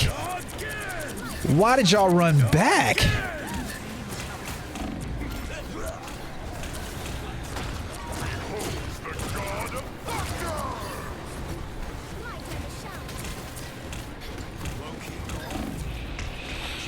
Why did they run back? Like, I altered on zone and you ran off of zone to go back to give him the kill? It don't make sense. My time to shine.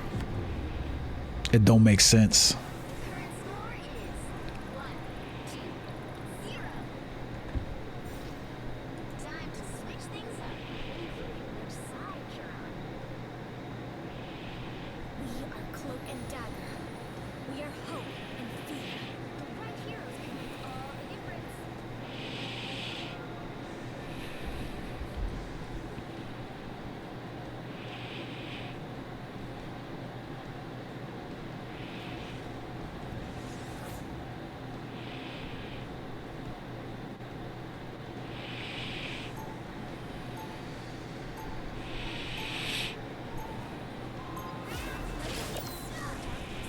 It helps me see the darkness and face it.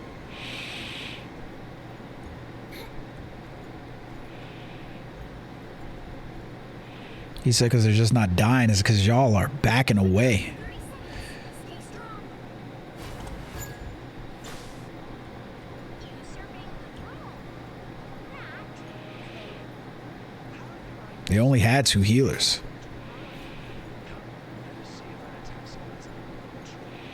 I don't know. Our last meeting didn't go so well. Battle starts in 5, 4, 3, 2, 1. We need to stop that vehicle in its tracks.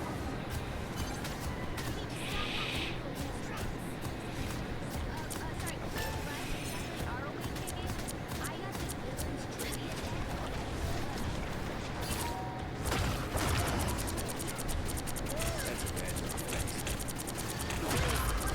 Come on, man. Why y'all not healing? We got 2 other healers. I'm in DPS form. Heal me.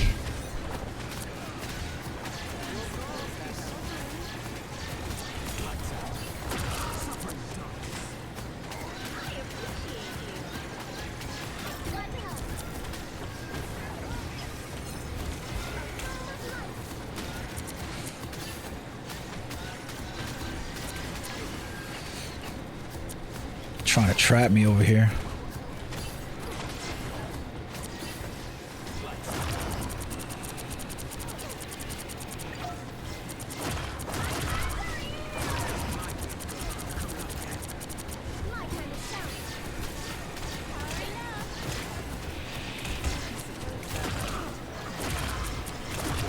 Get off me, bitch. Shit. 2 seconds too late. I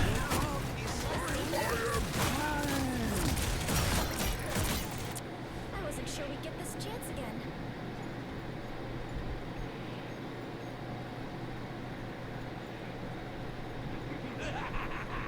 This is real firepower! Armed and dangerous! Again! Us against the world! Gently start.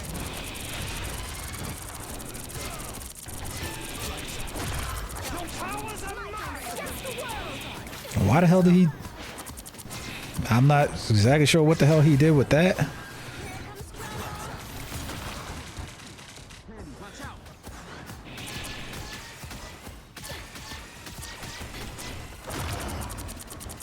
time to shine. That was a nice play by the Loki. I gotta give him credit for that one.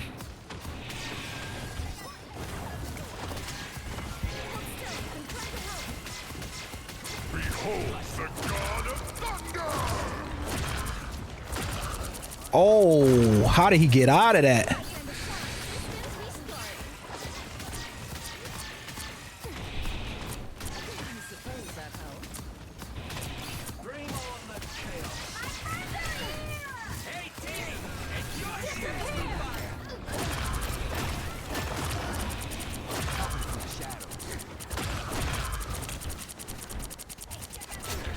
My time to shine. That's who we need to take care of, Thor.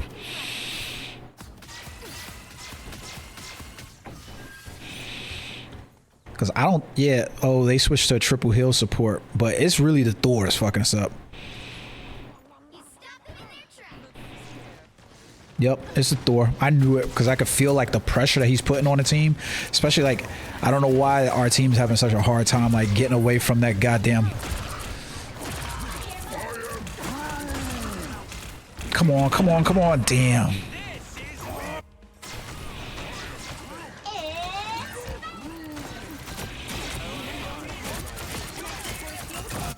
still a chance to stop.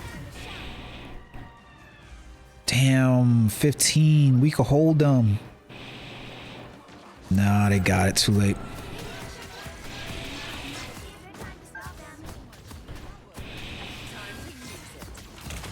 Thanks. Us against the world.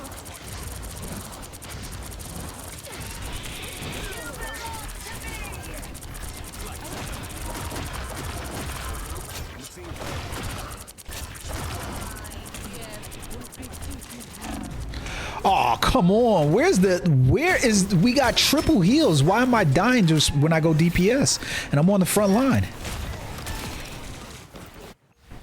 They had nobody in the back row.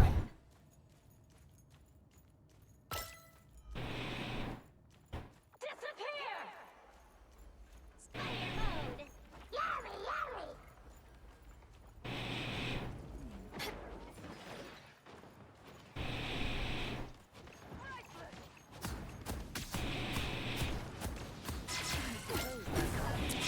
Damn it.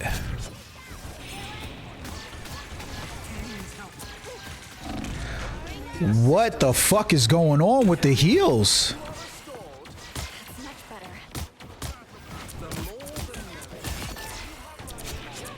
I wasn't sure we'd get this chance again. I don't know what the fuck just happened, but we're getting ready to lose this now. Yep, we lost. Did someone call Doctor Strange? Bring on the Final score. 1, 2, 2. What the fuck happened there?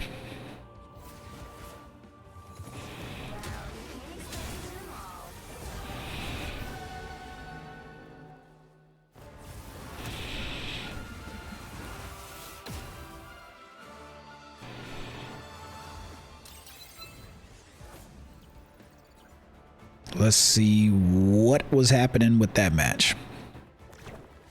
All right. So we look at the spread there. It's a decent enough spread. I didn't realize they had triple heals that whole time, just like we did. That's crazy. I'm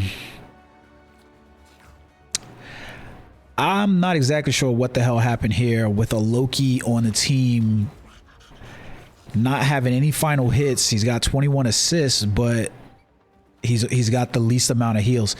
That's a little wonky, weird to me to look at that. No final hits, 21 assists, but the least amount of heals. Like he couldn't find where he was supposed to be. Could I have done better healing? 100%. I could have done better healing, but I was also trying to fill in as DPS inside there. King of Wakanda, you know, he did really good. 21,000, 21 to 20. That's, you know, a triple kill as well. 8 freaking final hits. That's good. The big Gabonga, 30,000. Yeah, you can't really complain about that. I mean, 14. He went Namor and Penny 17-4. Okay. And he had 3 different heals. So he's 17-7, 28,000, 50,000 blocked. He was putting in a lot of work there. How did he get 16% accuracy? Who knows? 16% accuracy on a front row playing as a Emma? I don't know that one. Okay. I don't know that one. We got this guy over here is Slobbering Time. I think I've played with this dude before. 57,000, really good tank there. The Thor was really the difference maker in my opinion. 15 final hits, 23,000 damage, 35, 60. You know, that's really good. J-Man's Ace, like 20,000 from their Loki. So 24, 27 with 3. 20,000 damage. That's really good. We get Chad Chronicles 3816, 0 final hits, 17,000. I mean, we're pretty balanced except for their Luna Sue. Whoa, 39,000 heal. That was a lot. That was a lot. She put in work there. I mean, I don't think that, like, you can see like across the board, I don't think it was an uneven match. That was probably like one of those balanced comp matches where it was like, you know, our comp ratings were equivalent. I don't think anybody in here necessarily was like, you know, smurfing or anything like that. It was just a good comp match overall. We just lost. That was a match that we could have won. We should have won, to be perfectly honest. Not gonna lie about it. It is what it is though. You know what I mean? Sucks though. It does suck. All right, before I go back into comp, now, you know what? No, screw it. We're gonna use that. We're gonna use that chrono token. See what we get inside here. Use up that chrono token. Maybe we'll get the win. We'll see.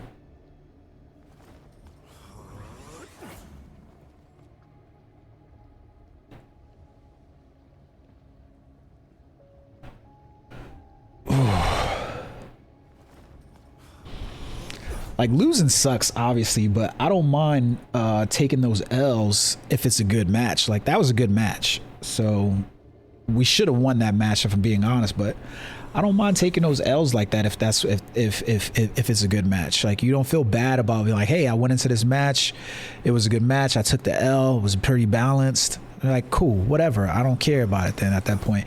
It's when you have the match where you like, I can tell that it's like we're getting steamrolled and I know that you're like cheating. I know that there's the fucking Smurf account on your team and I'm just getting steamrolled and there's nothing I can do to stop this freaking, you know, DPS that's basically over here on your team. Like, that's all fine and dandy to me. Like, I don't mind losing matches like that. It's the matches you lose where it's clearly like an imbalance issue and the cheats are happening as well.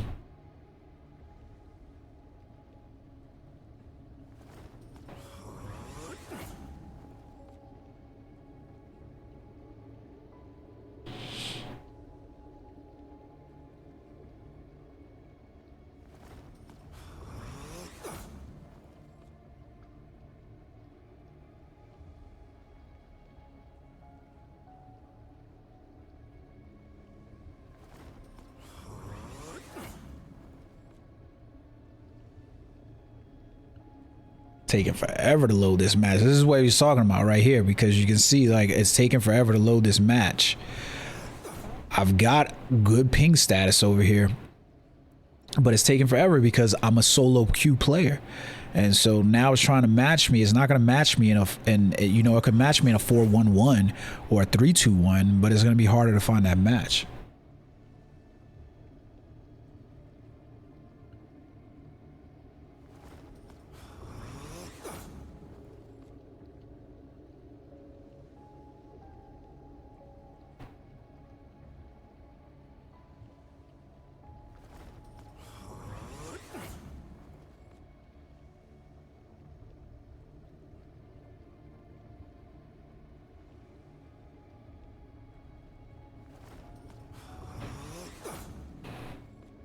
I didn't expect it to take this damn long.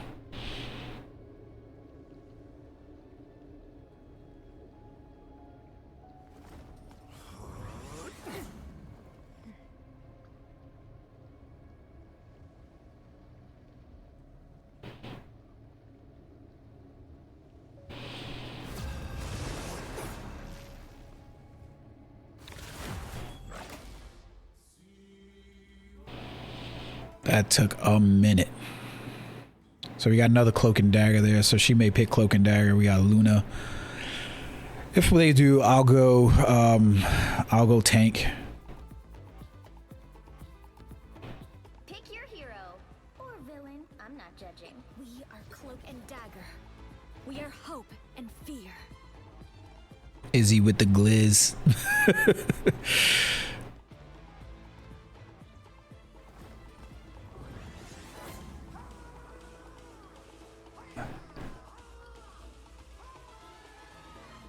Okay, we got Magneto, and I like those two tanks. I have played Magneto. He's just not a lot of fun to play. I prefer Thor. I even prefer Doctor Strange over Magneto. They're both like pretty much the same job, but I think Magneto has less versatility than what you call. But I do like Mag's ult more than I like Doctor Strange's ult. Pretty good makeup, except for I'm highly nervous about this blade. Time and space. The Phoenix's song echoes through the cosmos. I'm impressed.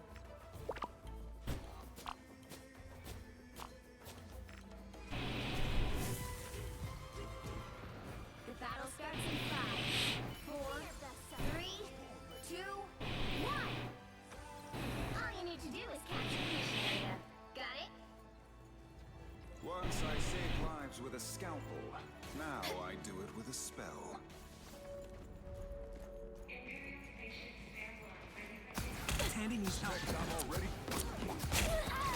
Whoa! That was just in time.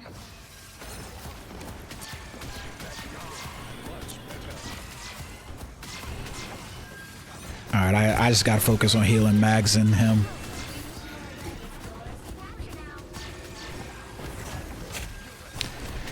Somebody please take out that damn squirrel girl.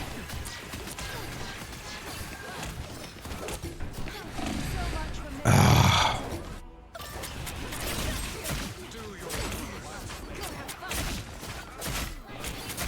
like my lethal weapon?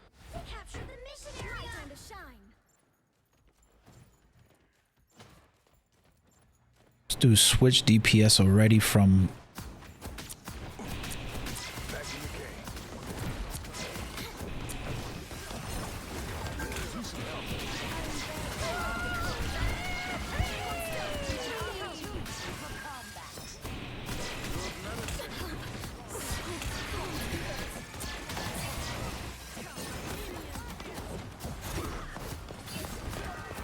These dudes don't know what the fuck they're playing. They've all switched characters already.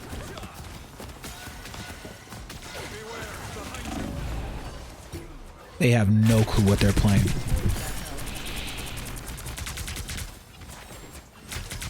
You went from Magneto to Thing. You went from Phoenix to fucking...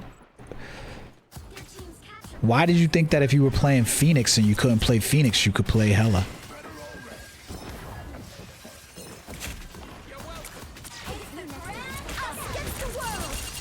Shit.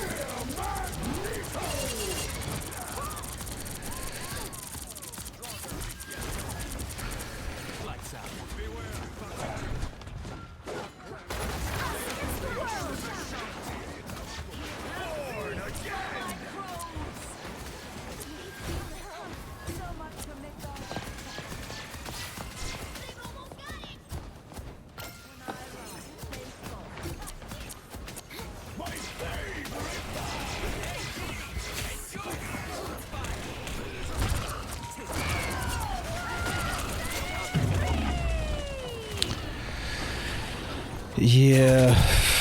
Thank God for this chrono token.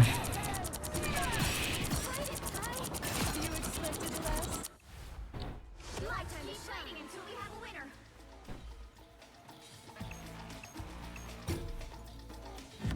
Thank God for this chrono token, because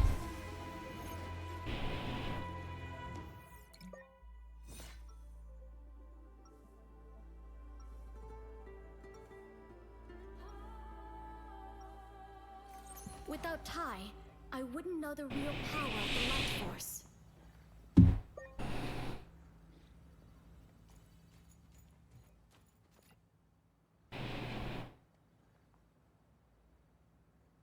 Seconds before you attack. Get ready. We are Cloak and Dagger. We are hope and fear. Is easier than leaving. We are Cloak and Dagger. We are hope and fear. I don't know what that dude is asking for. 4, 3, 2, 1. All you need to do is capture the mission area. Got it? Friends have saved my life far more times than weapons. Even so, it's always nice to have a couple of weapons.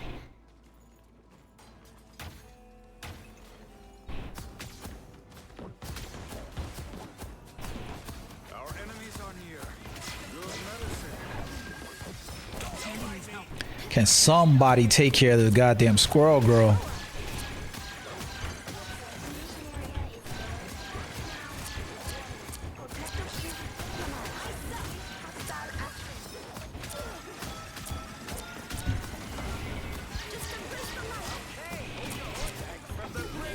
Who y'all healing?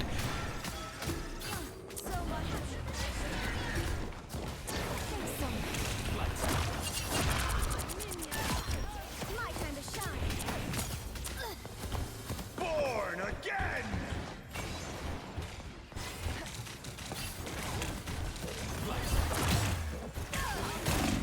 I like the cold. Yeah, this team is just cooked, man.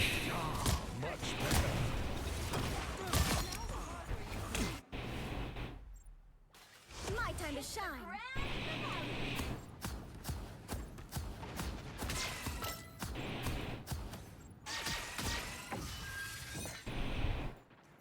Fear Magneto!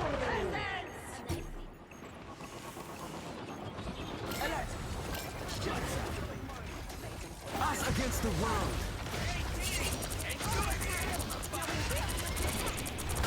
My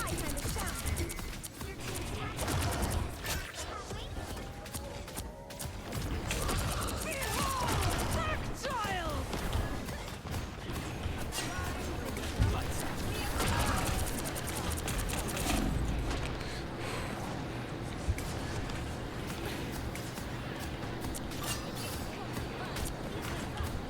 Everybody needs a hand sometimes.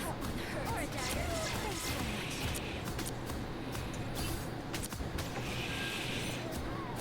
Yeah, I think I got it. Like, I think if I'm gonna solo play, I gotta get back to playing tank or something like that. It just sucks playing tank when you don't have a good healer.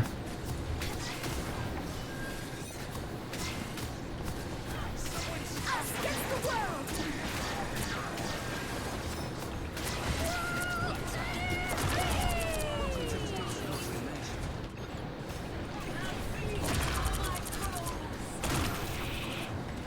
My time to shine.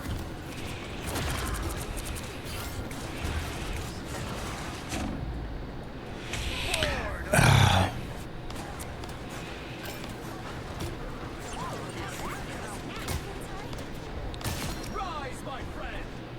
Still here. Don't you put me out. This is just a terrible match. Like, I don't even care whether or not they team has smurfing or whatever. Like, this is just a terrible fucking match.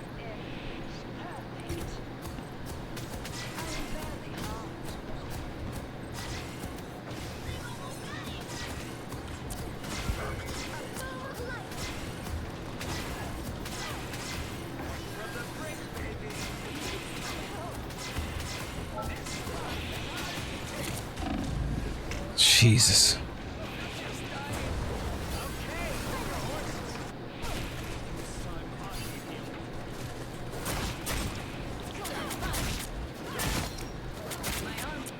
Much to prove. We'll have to keep fighting until we have a winner.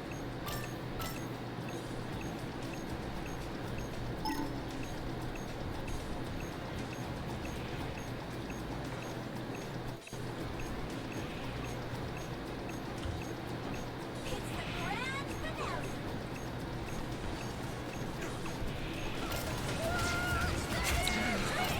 Jesus.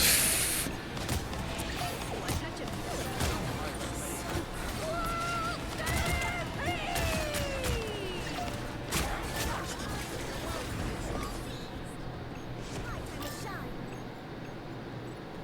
Yes, one down.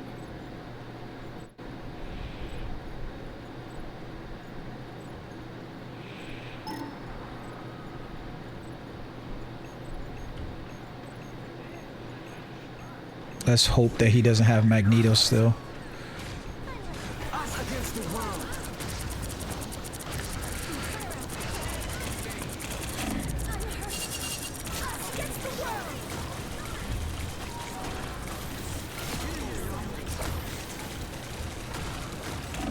Shit, why am I taking so much damage?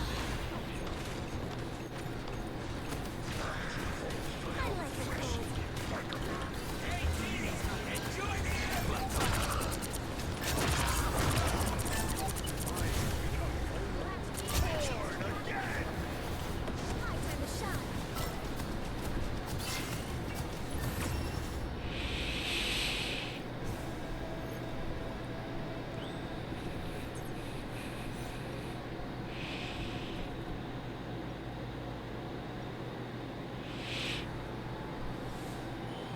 Without Tai, I wouldn't know the real power of the Light Force.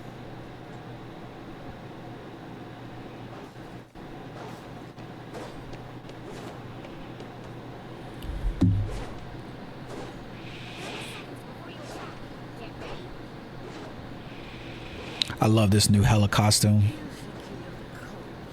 It's fire.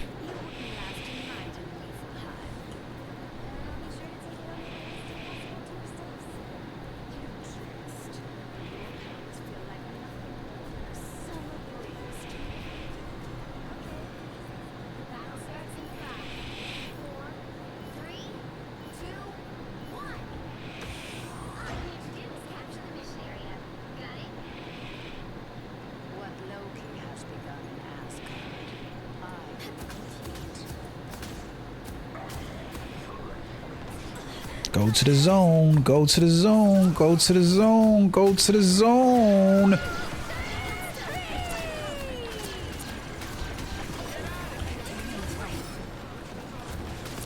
Said go to the zone like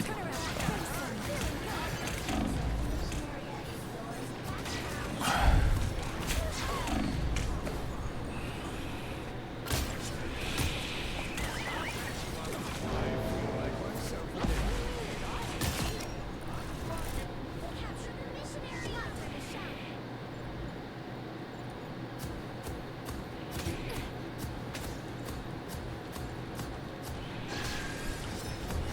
Hold still. I'm trying to help.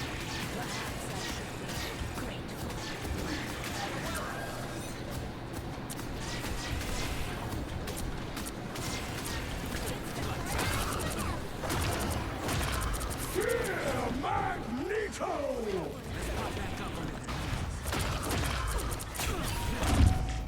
oh, what?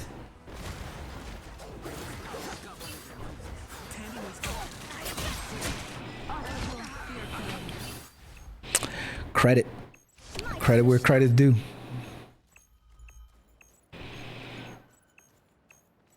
I'm dying a lot. It's just like getting attacked. Past the halfway point.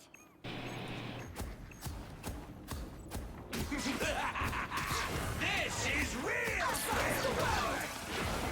Just embrace the light. Darkchild!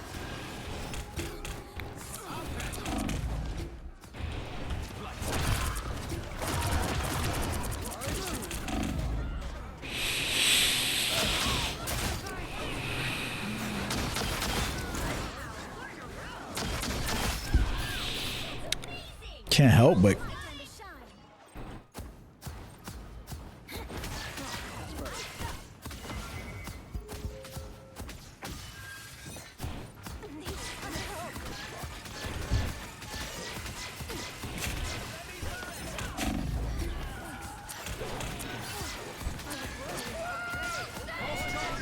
how many fucking ults did the Squirrel Girl have?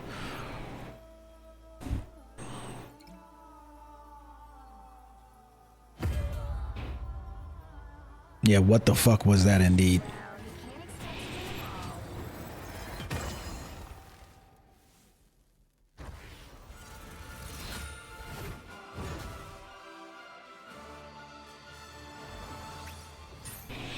So we lose the chrono token.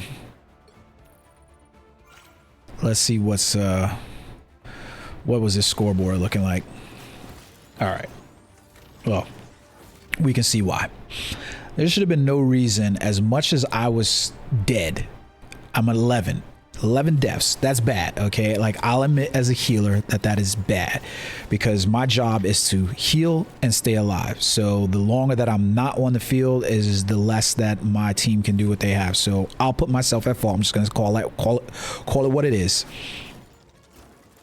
But there should be no reason why with 11 deaths as a healer that I have more healing than Luna Snow, or that I'm this close to the Rocket. Well, okay, he how long did he stay as those characters? I'm not exactly sure, but that's terrible. That's just terrible. I don't really think any of their players was doing anything necessarily wrong, to be honest with you. Latin Lover did what he had to do to base God. I mean, that's not the greatest DPS. Let's just call a spade a spade. It is what it is there, but let me take a look at this. I always like to take a look at like perspective on things. Do I think any of these players were... no, I don't. To be perfectly honest, no, I don't. Let me just put that off. I don't think any of these players, 275, like I said, no. So that's Bodogo, Soap. I don't think any of these players realistically are accounts like that. Like none of them. I think like we just got out fucking played, like hard outplayed. Like this was the, who was this?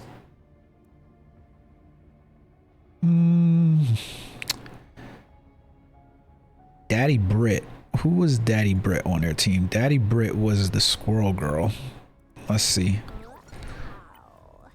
It's hard to say with Squirrel Girl, like 19.6 hours across. Let's see what they had inside here. Let's go. Look at this. So Sodom's Rise, they had 1 minute of play. Sodom's Rise. 5 minutes of play in Eternal Night. Nothing in Eternal Night there. Nothing during Hellfire Gala.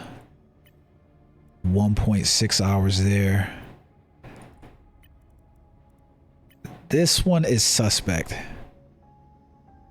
This one is suspect. I'm gonna be honest. Daddy Brit's account is suspect. Highly fucking suspect. I'm gonna wager that this is a Smurf account. Like highly suspect there. I couldn't say for sure. I'm not gonna report it.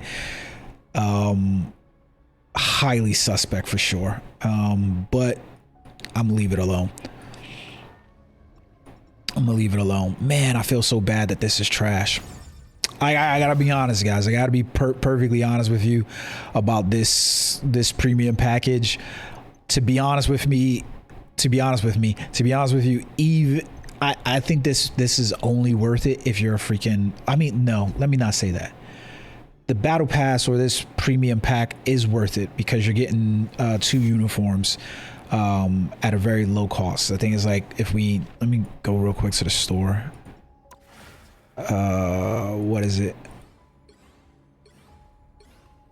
Where is it that you buy?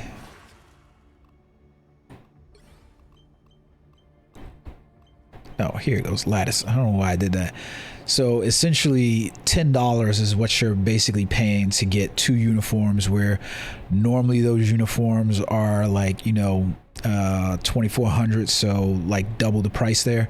So I definitely think that those uniforms are worth it if that is something that you have, but I do not like the Venom costume. I'm on the fence about the free costume for Doctor Strange, and obviously the Immortal Iron Fist is there, but if you don't play those characters, then it might not be something that you want to play. So I don't know. What is this? Is there a limit on this? I don't see a daily limiter on this. So is this just available? Like when we played this one, there was a max. Well, this one I don't remember. This one there was a max reach. This one doesn't look like there's a daily limit on this one. I don't know. But all right, guys, I'm gonna hop off from here. Join me tomorrow afternoon. I'll probably be on playing some Battlefield 2042. There's some premium rewards there for Battlefield 6, and I do plan on playing that when that's released. Hope you guys enjoyed the video. Until next time, guys, peace.